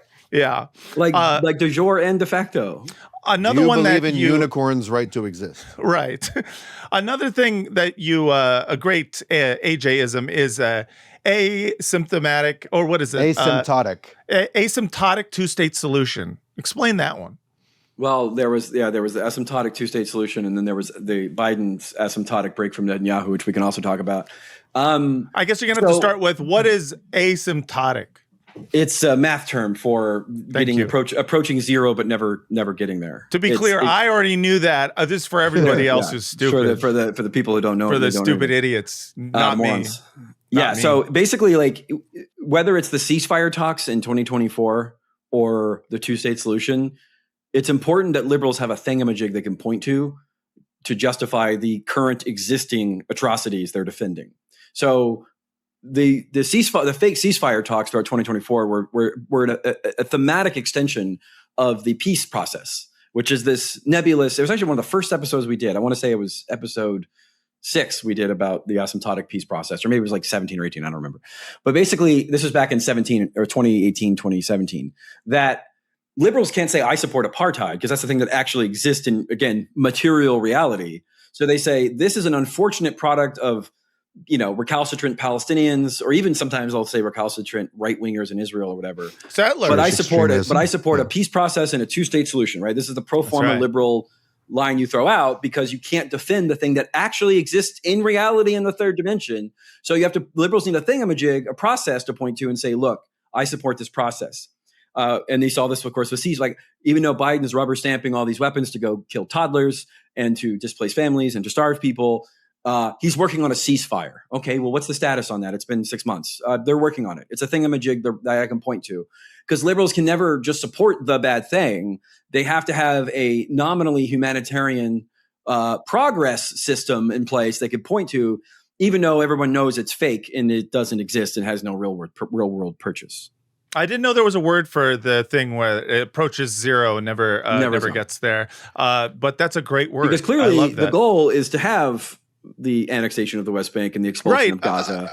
100%. The peace process is a perfect cover to do that in a so-called liberal world order. The incentives are obvious. To be fair, Matt, it also is in some ways an asymptomatic peace process because there are no symptoms indicating peace. Yes. No. Yes. Both work. Both work. I guess to wrap just before the break, Adam, we've gone longer than we usually do before break, but that's because you're just so chock full of great stuff, and these things are so crucial to understand on a like we, every week we take examples of stuff, but your capacity to zoom out and be like, here's what it's an example of. Here are the patterns. Here are the tropes. Here are the principles underlying it. The Sale of a Genocide. This is I might be courting trouble with this, both content-wise and in terms of chronology, in terms of how much time we want to spend in it. But if I was to give you 2 minutes before the break and promise that Matt and I will not interject and extend the time to speak about the current discourse around people like AOC and Plattner and this kind of who can we trust, who can't we trust, how adjacent to to right-wing whatevers can we get before people become too icky for us to appreciate them for them speaking out about Gaza genocide. We covered this with Rania last week, and it was, it provoked a lot of conversation among our listeners. What's without necessarily getting too into the issue itself, or if you want, but I'm also just interested in your take on the discourse around it. As to whether or not we should trust any elected on Gaza, whether it's Plattner or AOC, I think there's a pretty clear litmus test. It's not calling it a genocide, although that's useful. Although that can just kind of be a buzzword. It's, do you support BDS? To me, that's if you're very clear if you're serious about this issue, do you support boycotting, divesting, and sanctioning the country that's doing the thing you call a genocide? Does any politician currently? Rashida Tlaib does. Rashida does. Okay. So if you do not support that, I don't trust you, period. And I don't know what Plattner's position on that is. I don't technically know AOC's. I don't think she supports it, although I'm not sure anyone's bothered asking her. But if you don't support that, I don't really trust you in general. And I, of course, don't trust Plattner because he's a, Blackwater mercenary. Right. But he certainly says the right things relative to, his opposition. He certainly represents, I think, a rhetorical change. But I think that in 250 will get you a cup of coffee at Dunkin' Donuts. So do I trust them? Not at all. No, I don't trust anyone. Now, do I think necessarily that it needs to lend itself to hyper cynicism? Do I not think it's possible there's space for them to change? Possibly. I would like to see clear statements about arms embargo. I know that Plattner supports it. I know AOC has supported it, but has also said things that have been somewhat contradictory. But to me, it's do you have credibility on this issue? And unfortunately, the only elected I've ever seen have consistent credibility on this issue is Rashida Tlaib. What's interesting about the credibility is that I think your litmus test is interesting. It's not been, I think, the litmus test that people have been using for a while, which has essentially been, are you willing to call this a genocide? And I think the problem is that the word genocide comes with certain implications and obligations. And one of those would be to isolate and remove from the Democratic Party those responsible for the thing you call genocide. So I wrote an article for The Intercept about this last month. Right. I reached out to AOC and I reached out to Rashida Tlaib and I reached out to Bernie Sanders and Chris Van Hollen and Ro Khanna, all of whom are kind of considered progressive leaders, and said, do you think that these people who helped carry out the thing that you yourself called genocide, because all of them had used the term, Chris Van Hollen had used ethnic cleansing, but more or less. And the only person who I thought gave a good answer who responded was Rashida Tlaib, who said, absolutely, they should be repealed to the ICC and they should be removed from democratic politics. Now, Ro Khanna and Ocasio-Cortez are not obligated to get back to me on email for an Intercept article, but certainly I think that until they draw a clear line that anyone involved in the genocide be removed from polite society and be referred to the ICC for war crimes, which is, again, consistent with the thing that they themselves said. Until they say that, I don't believe a word they say. Right. Yeah. And I would say until either of them, as the case may be, apologizes and owns in some way for outright lies made at consequential moments with the attempt of influencing people to support or forgive or ignore the commissions of the people they were trying to get elected at the time, until there's some acknowledgement that, hey, that was whack, that what I did or it was misguided. There was certainly a way of shilling for Biden, although of course Rashida Tlaib never did. But she didn't support Trump either. In fact, she actively told people not to vote for Trump, which feels like a pretty consistent position. Not to valorize too much, I just thought her take on that was pretty good and pretty consistent. You didn't have to lie that there was a ceasefire talks. I think saying that, again, Ro Khanna and to some extent Von Hollen both said it, and of course Ocasio-Cortez, someone infamously said it at the United Center in August of 2024 at the DNC. I watched it live, and that was the central lie at the time that took pressure off the White House.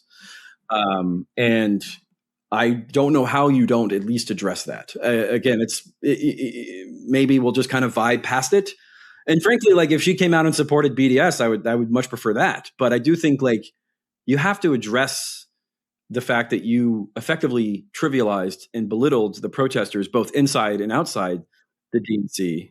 So you are critical of her for saying that. I was critical at the time. I was going to write about it for The Nation, but someone wrote it before I did. Follow-up question. Why do you support Marjorie Taylor Greene then? Right.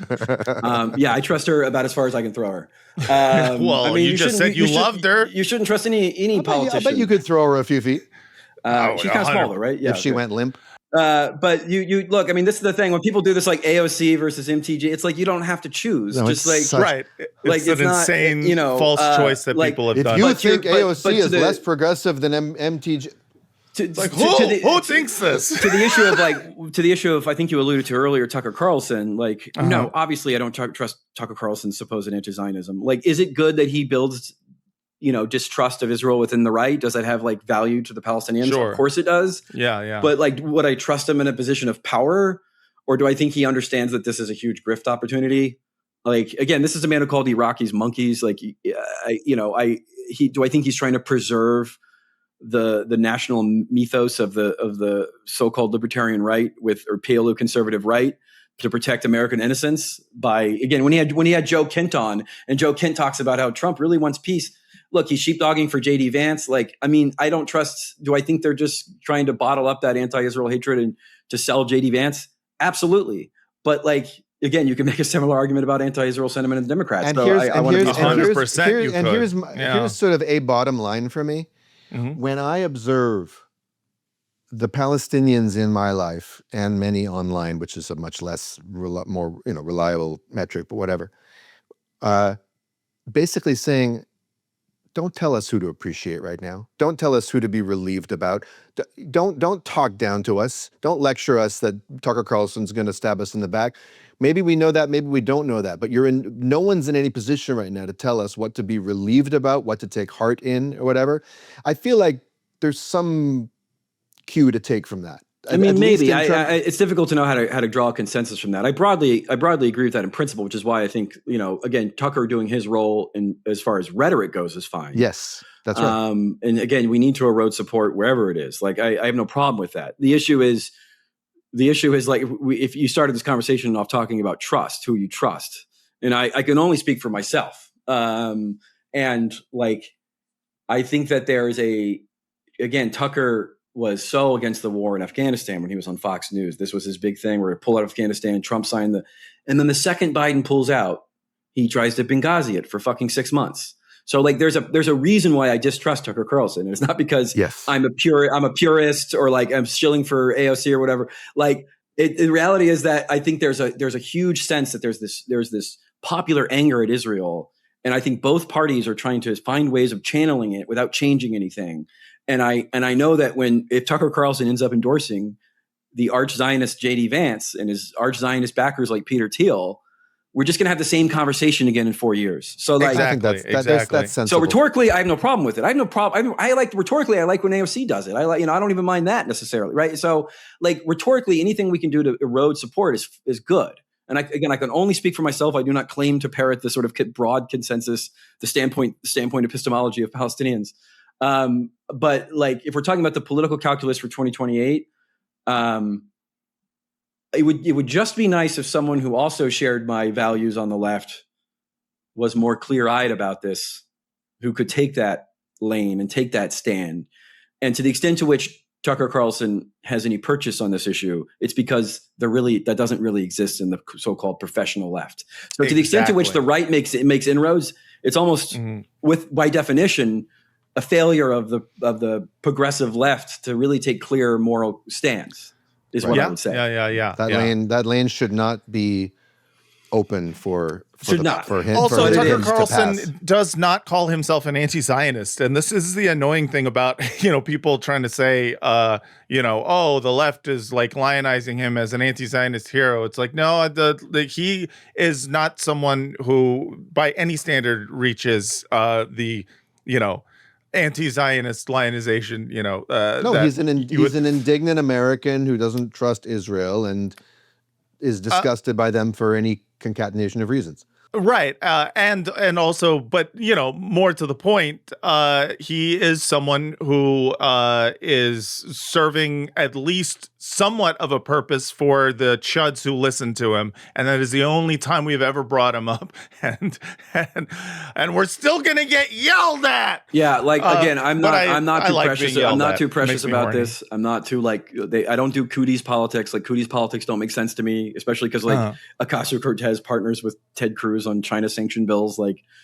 So like the idea that we don't partner with people we disagree, that doesn't make any sense. I mean, that kind of doesn't pass the sniff test. We talked about this last week in her answer to the question about fucking insider trading. Well, yeah, working with white nationalists. Right. She's like, well, Burchett's called me a communist and a witch, but we got to stop insider trading. Right. So there are cases, however, where I would not, under any circumstance, part with a white nationalist. Okay. Yeah, that is. I mean, for instance, genocide. Yeah, the cooties politics thing doesn't really make a lot of sense to me in the year 2026. Especially because you were like, vote for the guy that I acknowledge is doing genocide because the other guy is also going to do genocide plus, and it's like, okay, but so like we're all making compromises here. So what's with the cooties thing? Right. You also just reminded me of just this thought I had when it's like, I'm willing to work with a white nationalist for, to stop insider trading, but not work with a white nationalist, to stop a genocide. Now, this is like, let's set aside whether or not her saying yes to that bill would be helping, defund a genocide. Well, to be clear, MTG's bill was supported by Tlaib. So, I mean, it was. For whatever and Ilhan Omar as well. And Ilhan Omar. So clearly they thought it was worth supporting. Right. And they're not pro-Nazi, so I don't know. Exactly. Well, and to me, I say, okay, wait. But then, okay, what's bad about white nationalists? If not genocide, if not the threat of genocide to other populations, it's like when someone says we got to kill all the Palestinians because they're bigots, and it's like, okay, well, what's bad about bigotry then? If you believe in killing an entire group of people, because it seems like because that's the thing. I think that's what reads false to a lot of people is that Zionism, and especially in its current iteration and manifestation, is a fascist ideology. And yet Democrats are, from their leadership to the vast majority of the people, they're Zionists, they're pro-Israel. So like we've already crossed the fascist threshold. We're debating which form of fascism is okay. And so again, I think you can utilize and instrumentalize partnerships with people who have gross politics that are objectively bad without being tainted by them. And as long as you're using them and they're not using you, because this goes into media spheres, would you go on Tucker Carlson? Personally, I wouldn't in a million years because I would just call him a fascist and tell him to fuck off. And he would kick me out in 10 minutes because of his incitement against immigrants and his incitement against homeless people and trans people, etc. That's not something I couldn't sit in front of Tucker Carlson and just talk about Israel. That would be disingenuous. That would be not part of who I am. But so it's never clear. That line is not always clear. There's a gray area there. Obviously, if I only went on podcasts or shows for people that I 100% agreed with, then I couldn't go on any podcast. So I think it's you have to make a judgment call is that whatever you like, but people speak 100% agree with us. But when people, well, except for you guys, 100%. But thank you. But you see this when people talk about like, oh, we're gonna. Because again, now I feel like I'm kind of going back and forth in this. But then you see, people talk about, oh, we're gonna work with the right, and it's like, what does that even mean though? Like, if there's a bill, sure, like support it, right, exactly. But we're not gonna go to like pep rallies together and be like, hey, remember that one time you said there was Jewish space lasers? Like, I don't know how you build a coherent politics around people who want to liquidate immigrants. Like, I don't even know. We can barely work with each other. How the fuck are we going to work with the right? But again, the fact that this is even something we have to discuss is simply a product of the fact that anti-Zionism in the professional progressive spaces is incredibly neutered and written by CIP and these other kind of shitty, think tanks. That's right. Yeah. Well, that is How to Sell a Genocide, folks. The book is available now. So yes, that's the book. Adam, thank you so much for coming on. We're going to take a quick break, but first, can you tell people? Now we got to sell some other things, not a genocide. We got to sell your book on selling genocides. Where can people find the book and anything you want to plug before you find our bookstores everywhere? The Evil Company online, Pluto Press, wherever you can find it. It's available. It's not fringe. You should be able to find it in your local bookstore. Hell yeah. Yeah. Check it out at your local bookstore. Adam Johnson, thank you so much for coming back on the pod. Thanks for having me. And everyone stick around because there's more show. So we'll be right back. And we're back. This is Badass Bar, the world's most moral podcast. I'm here with my co-host, Daniel Mate. How you doing? Hey, man. I'm good. It occurs to me that we were that was sort of an asymptotic end to the interview with Adam. We kept getting closer and closer to the end, but it's like there's always more to say, Yeah. You break down this bullshit in the finest detail, and there's still more. Yeah, it's crazy because I feel like I would be I'd be mad about it if everything he said wasn't so cogent. No, it's incredibly. So it's really great. He's a fantastic guest, and he's I can't wait to read the book. I know you actually got to dig into some of it, whereas I need to because that is. I mean, when you have the numbers, the numbers don't lie, and Adam has the numbers. The Adam Johnson run statistics department. Dude, he's got the facts. He's got the facts. The dude loves some numbers. This dude knows dates and shit. That's awesome. Well, anyways, everyone get his book. The link will be in the description, but we still have a little bit more show to go because listen, the news keeps happening whether or not we want it to. So I want to talk a little bit about, well, first let's honorable mention to Nakba Day. And what I mean by that is Nakba Day recently passed, and the City Hall in New York, Mr. Mamdani himself put out a post in which he showed a video where he was honoring Nakba Day, which is not something that I think I've seen anywhere else from a national political figure, especially one who's running an entire city, especially a city as big as New York. And so I think Eric Adams, the closest he came, was honoring Knockin' Boots Day. Yeah, that's right. That's right. For him, Nakba Day is a celebration of doing more Nakbas. But he, of course, got a lot of shit from it. And, without getting into detail, I would say that most of the people who were angry about it were some of the most insane people that we talk about on this show. People who were essentially big mad because they cannot stand when a Palestinian gets to tell the story of their own ethnic cleansing. And I was pretty impressed with how disgusting people were. And I'm also impressed with how Zoran is stuck to his guns on this one. Yes. I'll say he's done some things recently that I've not been too happy about. I don't live there, but just as a national figure. I've been like, come on, bro, what are you doing? But in this case, I was very happy. Here's Ari Fleischer of the Bush administration. You remember them from doing Iraq War? Well, he says, my mother and her parents fled the Nazis to come to New York City in 1939. My grandfather kept hidden Swiss francs and gold coins in his apartment in case he ever had to flee. I'm sorry. I just don't talk about gold coins, bro. Come on. My heart breaks for NYC. My grandfather kept gold pressed latinum. He's just like, oh, come on, man. Just don't do the thing where you say gold coins. You already said Swiss francs. Don't admit that your father was Ferengi. Yes. Don't talk about the doubloons. My heart breaks for NYC. Mamdani is a menace. Pro-Hamas and Hezbollah mobs are harassing Jews. Mamdani has empowered them. Once again, this guy was instrumental in the murder of over 1 million Iraqis. And he's really mad at Zoran for posting a video talking about the Nakba. For marking during and by the way, this is American Jewish Heritage Month. Mamdani's having a bunch of Jewish leaders, those who will deign to to meet him in person, over to Gracie Mansion for Shavuot, which happens this week. Lots of overtures to the Jewish community, lots of a real open door policy. Yeah. This is the first I'm hearing of American Jewish Heritage Month. Seriously. I have never heard that in my life. No. In fact, I was informed of it by Elmo. There was a post that Elmo did in which he was standing next to, I don't know, someone who was Jewish. And it was like, happy Jewish Heritage Month. And I was like, what month? When did we get a month? And here's the thing.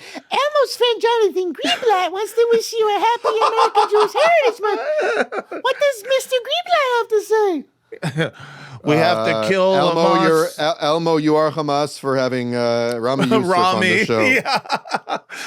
But yeah, I'm sorry, but I'm like, Jewish Heritage Month, this is the first I'm hearing of this fucking thing. And fine, I don't give a shit if we randomly got a month, but let's stop pretending as if we like always had this month. Fuck off. Anyways, people were yelling at Mamdani. This is kind of the usual suspects, but there's one in particular that I want to talk about. I know we've talked about her a lot on the show.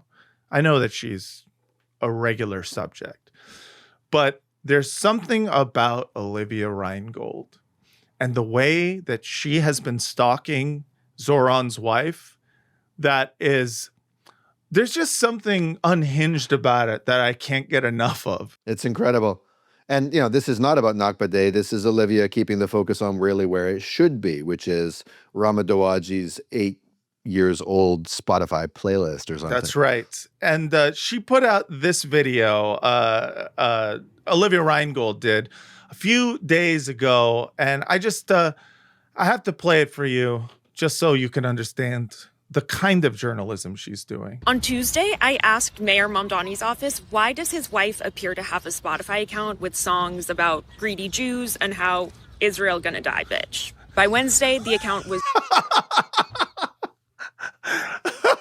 Cool. Because that's I'm sorry. That's instantly clippable and going to become a favorite on this show as often as possible. Yes. Inshallah, everybody, with God's help, someday soon. Israel gonna die, bitch.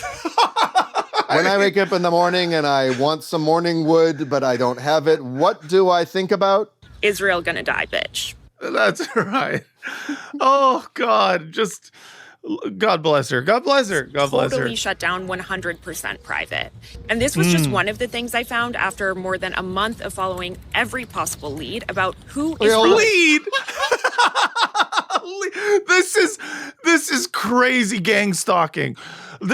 Just the idea is like, I spent a month doing deep research into a playlist that Rama and I filmed myself doing it, and here's a compilation of the highlights of me stalking Rama Dawaji. This one I'm wearing glasses. This one I've got book behind me. This one I'm a little sicky poo. This one I've got her office on speaker and they don't know it. Dawaji, and what does she actually believe? The first thing I learned through interviews and her digital footprint is that anti-Israel politics are really the glue of her social circle. It's the philosophy of her favorite bookstore, which boycotts Israeli products. I'm sorry, but this is also the glue of my social circle. Yeah. I feel like she's doing a lot of judging the glue that holds us all together here. And if we were to be like honest here and talk about the glue that holds Olivia Reingold's social circle, would it not be? She's been sniffing it. I'll tell you that much. Yeah. It's glue, blood, and money, I believe. And I don't say money in an anti-Semitic way. No, it is literally you are a paid shill. You took October 7th as an opportunity to pivot into a lane that is very profitable. So let's be real about our social circles. Literally, you have lost your friends because you are so pro-genocide that you think starving children should not have, sympathy because they had pre-existing conditions. The glue that holds you together is Hitler glue, whatever kind of glue that is.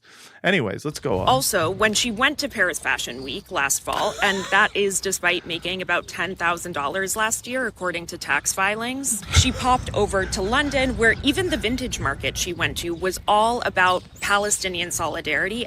I'm sorry, but I have to be friends with Olivia Reingold. I want to be in her social circle.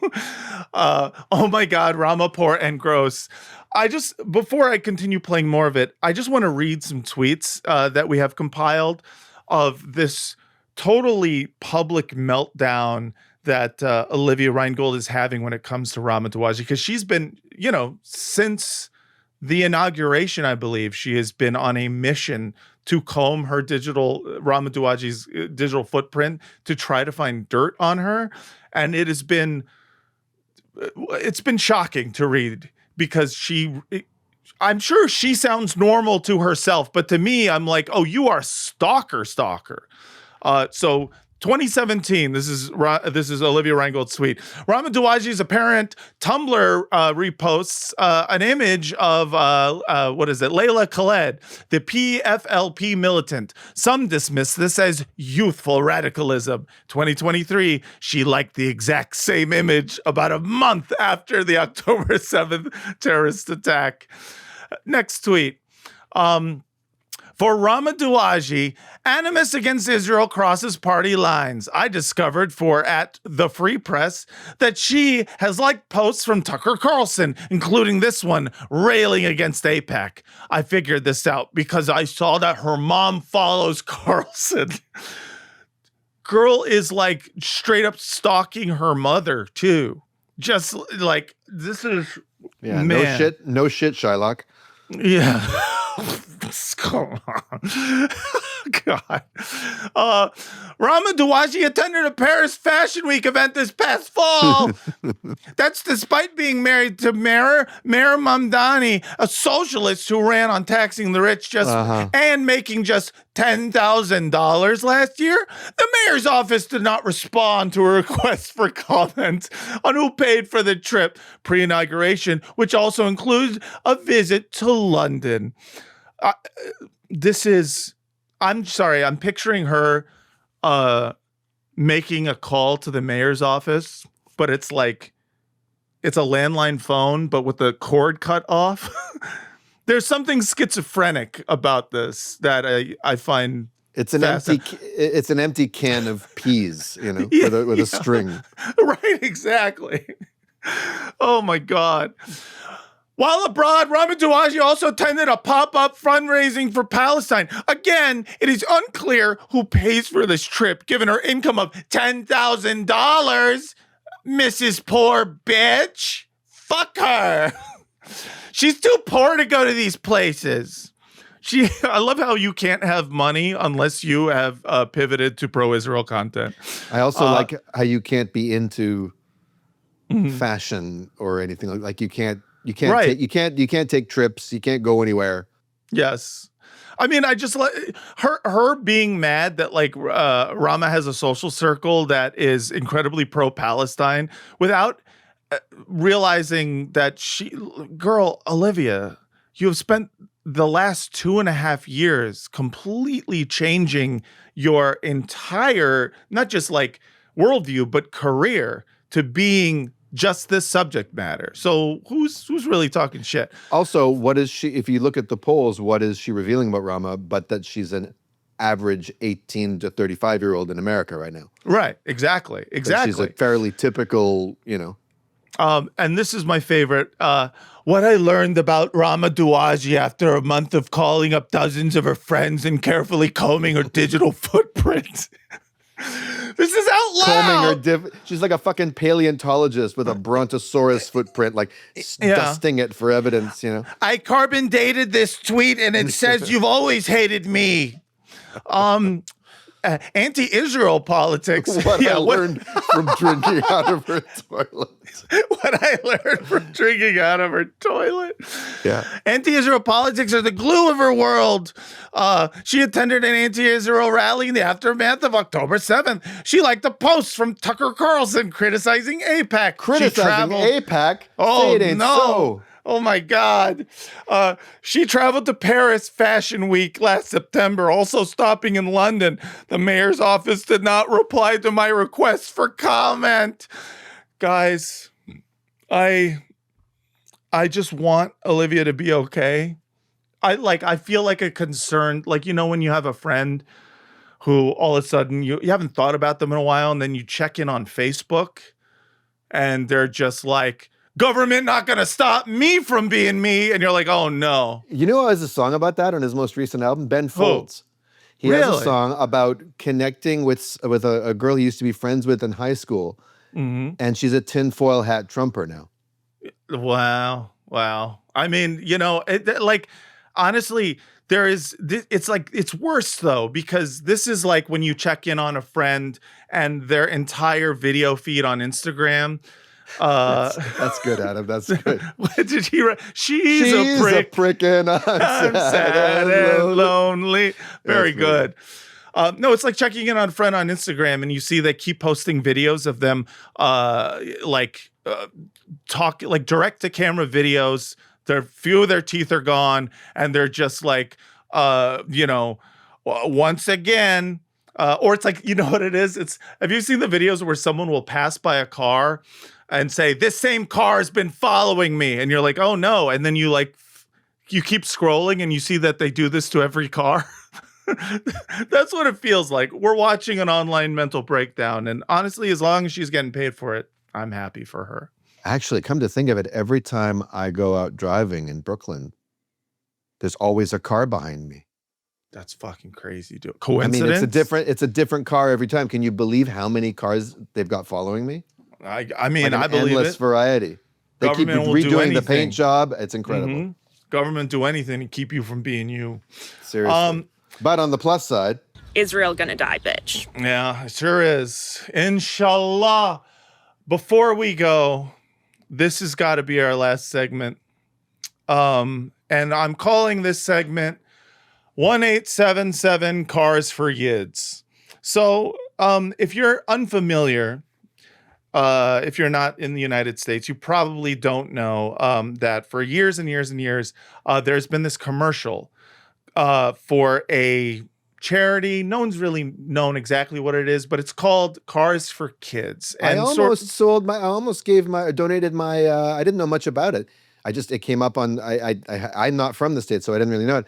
I had my grandmother's old 2002 Toyota Camry that I had to get rid of last year. It's like, what am I going to do with this car? I contacted them, but ultimately it wasn't registered in New York, so I couldn't I couldn't donate it.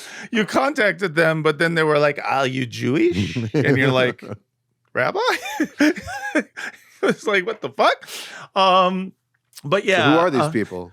So first, if you haven't heard the commercial, this is the famous for being annoying Cars for Kids commercial that you've heard on every Southern California radio station, and probably also throughout the country. Here's Cars for Kids. 1877 Cars for Kids.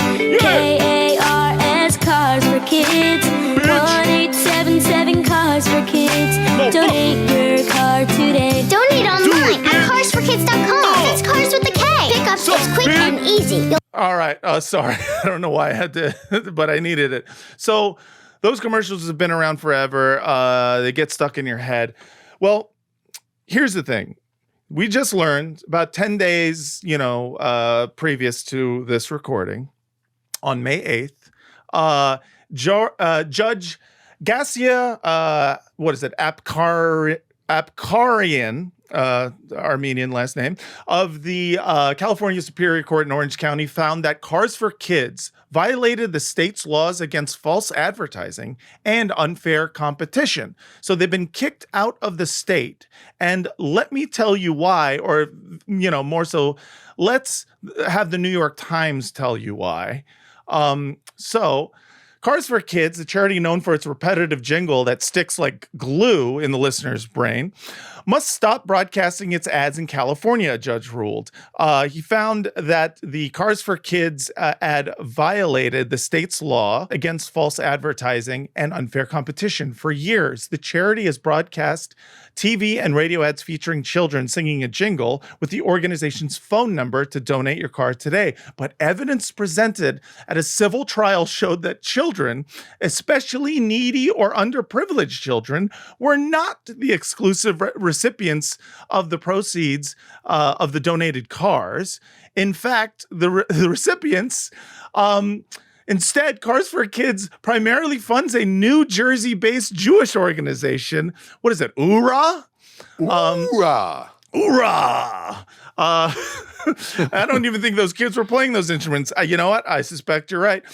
This is URA, which provides programs including... They should rename it Cars for Counterfeit Kids with a K, That's counterfeit. Right. That's right. KKK. Yeah. KKK.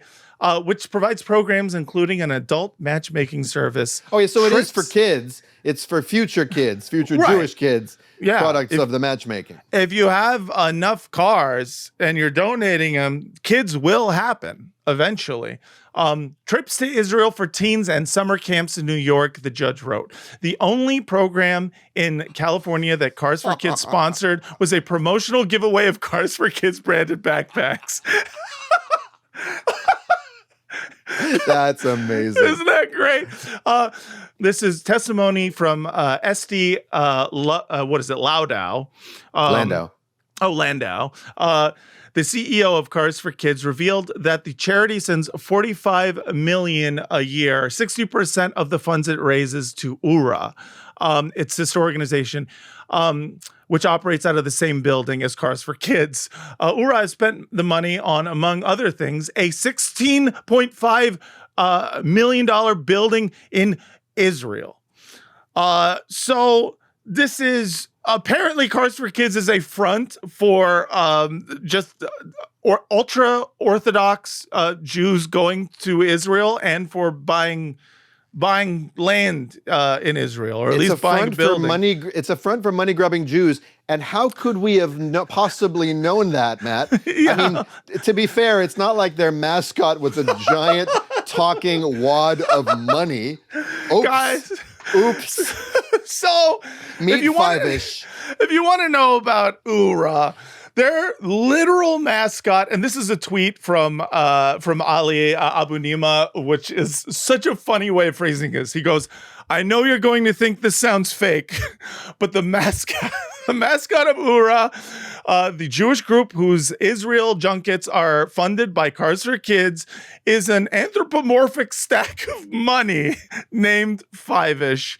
Ladies and gentlemen, if you are unfamiliar with Five-ish, buckle the fuck up. Here's a little bit of Five-ish entertainment for all of you. Ari? I just can't find anything to do special for Shabbos. Oh, Ari, don't feel sad. Everyone can find something special for you to prepare for Shabbos. Here's a song that might help you. And I'll need all your help out there, too. You got it. Help me? Oh, okay, great. Let's sing it can together. Help you. Here we go. Shabbos is on its way. I'm doing something every day.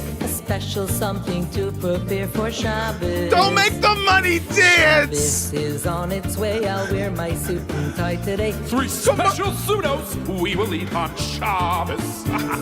Shabbos is on its way. I'm looking forward I can't. every day with A something stack special of just money for dancing with Shabbos. children in yarmulkes.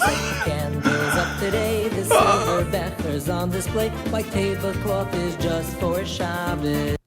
So, guys, you know how I got mad at Ari Fleischer for mentioning his grandfather's gold coins? I am equally mad at the fact that this fucking group is like, you know what'll really be a big hit with the Jewish kids? A stack of money. But what does Cars for Kids have to do with these videos about Jewish practice? I don't understand. Or is that Ura's? Are we saying that Ura's mascot is? This is Ura's mascot. Okay, got it. Okay, got it. And this is where 60%, the majority of the money for Cars for Kids, goes to Five-ish, the dancing money Jew that we all know and love. This is when I say he's a whole Talmud. God. Oh, it just delete. I don't blame Jews for anti-Semitism. That's the first statement I'm going to say. The second statement is, but sometimes we got to be more cognizant of the way we look. I've always had a problem with chocolate gelt. I get it. It's cute.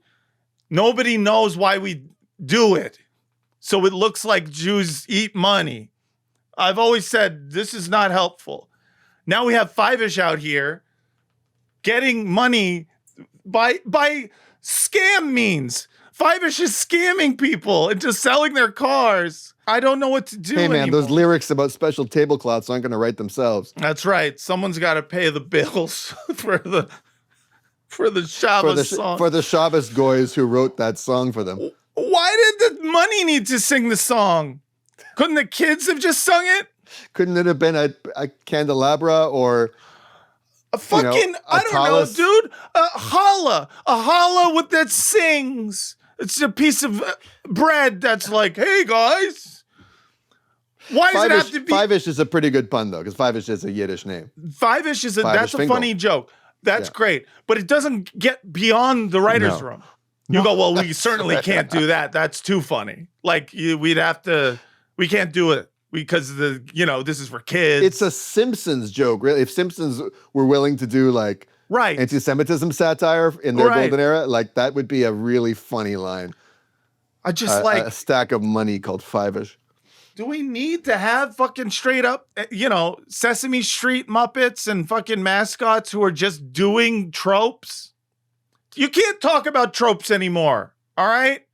None of this, no more Bad Hezbollah fucking tropes. You can't do it when this is your guy. So I forgot to put this at the beginning of this. Yeah, go ahead. Actual anti-Semitism alert. There's no anti-Semitism in the United States. Yeah, tell that to fucking Five-ish. Tell that to Five. All right. Settle down, everyone.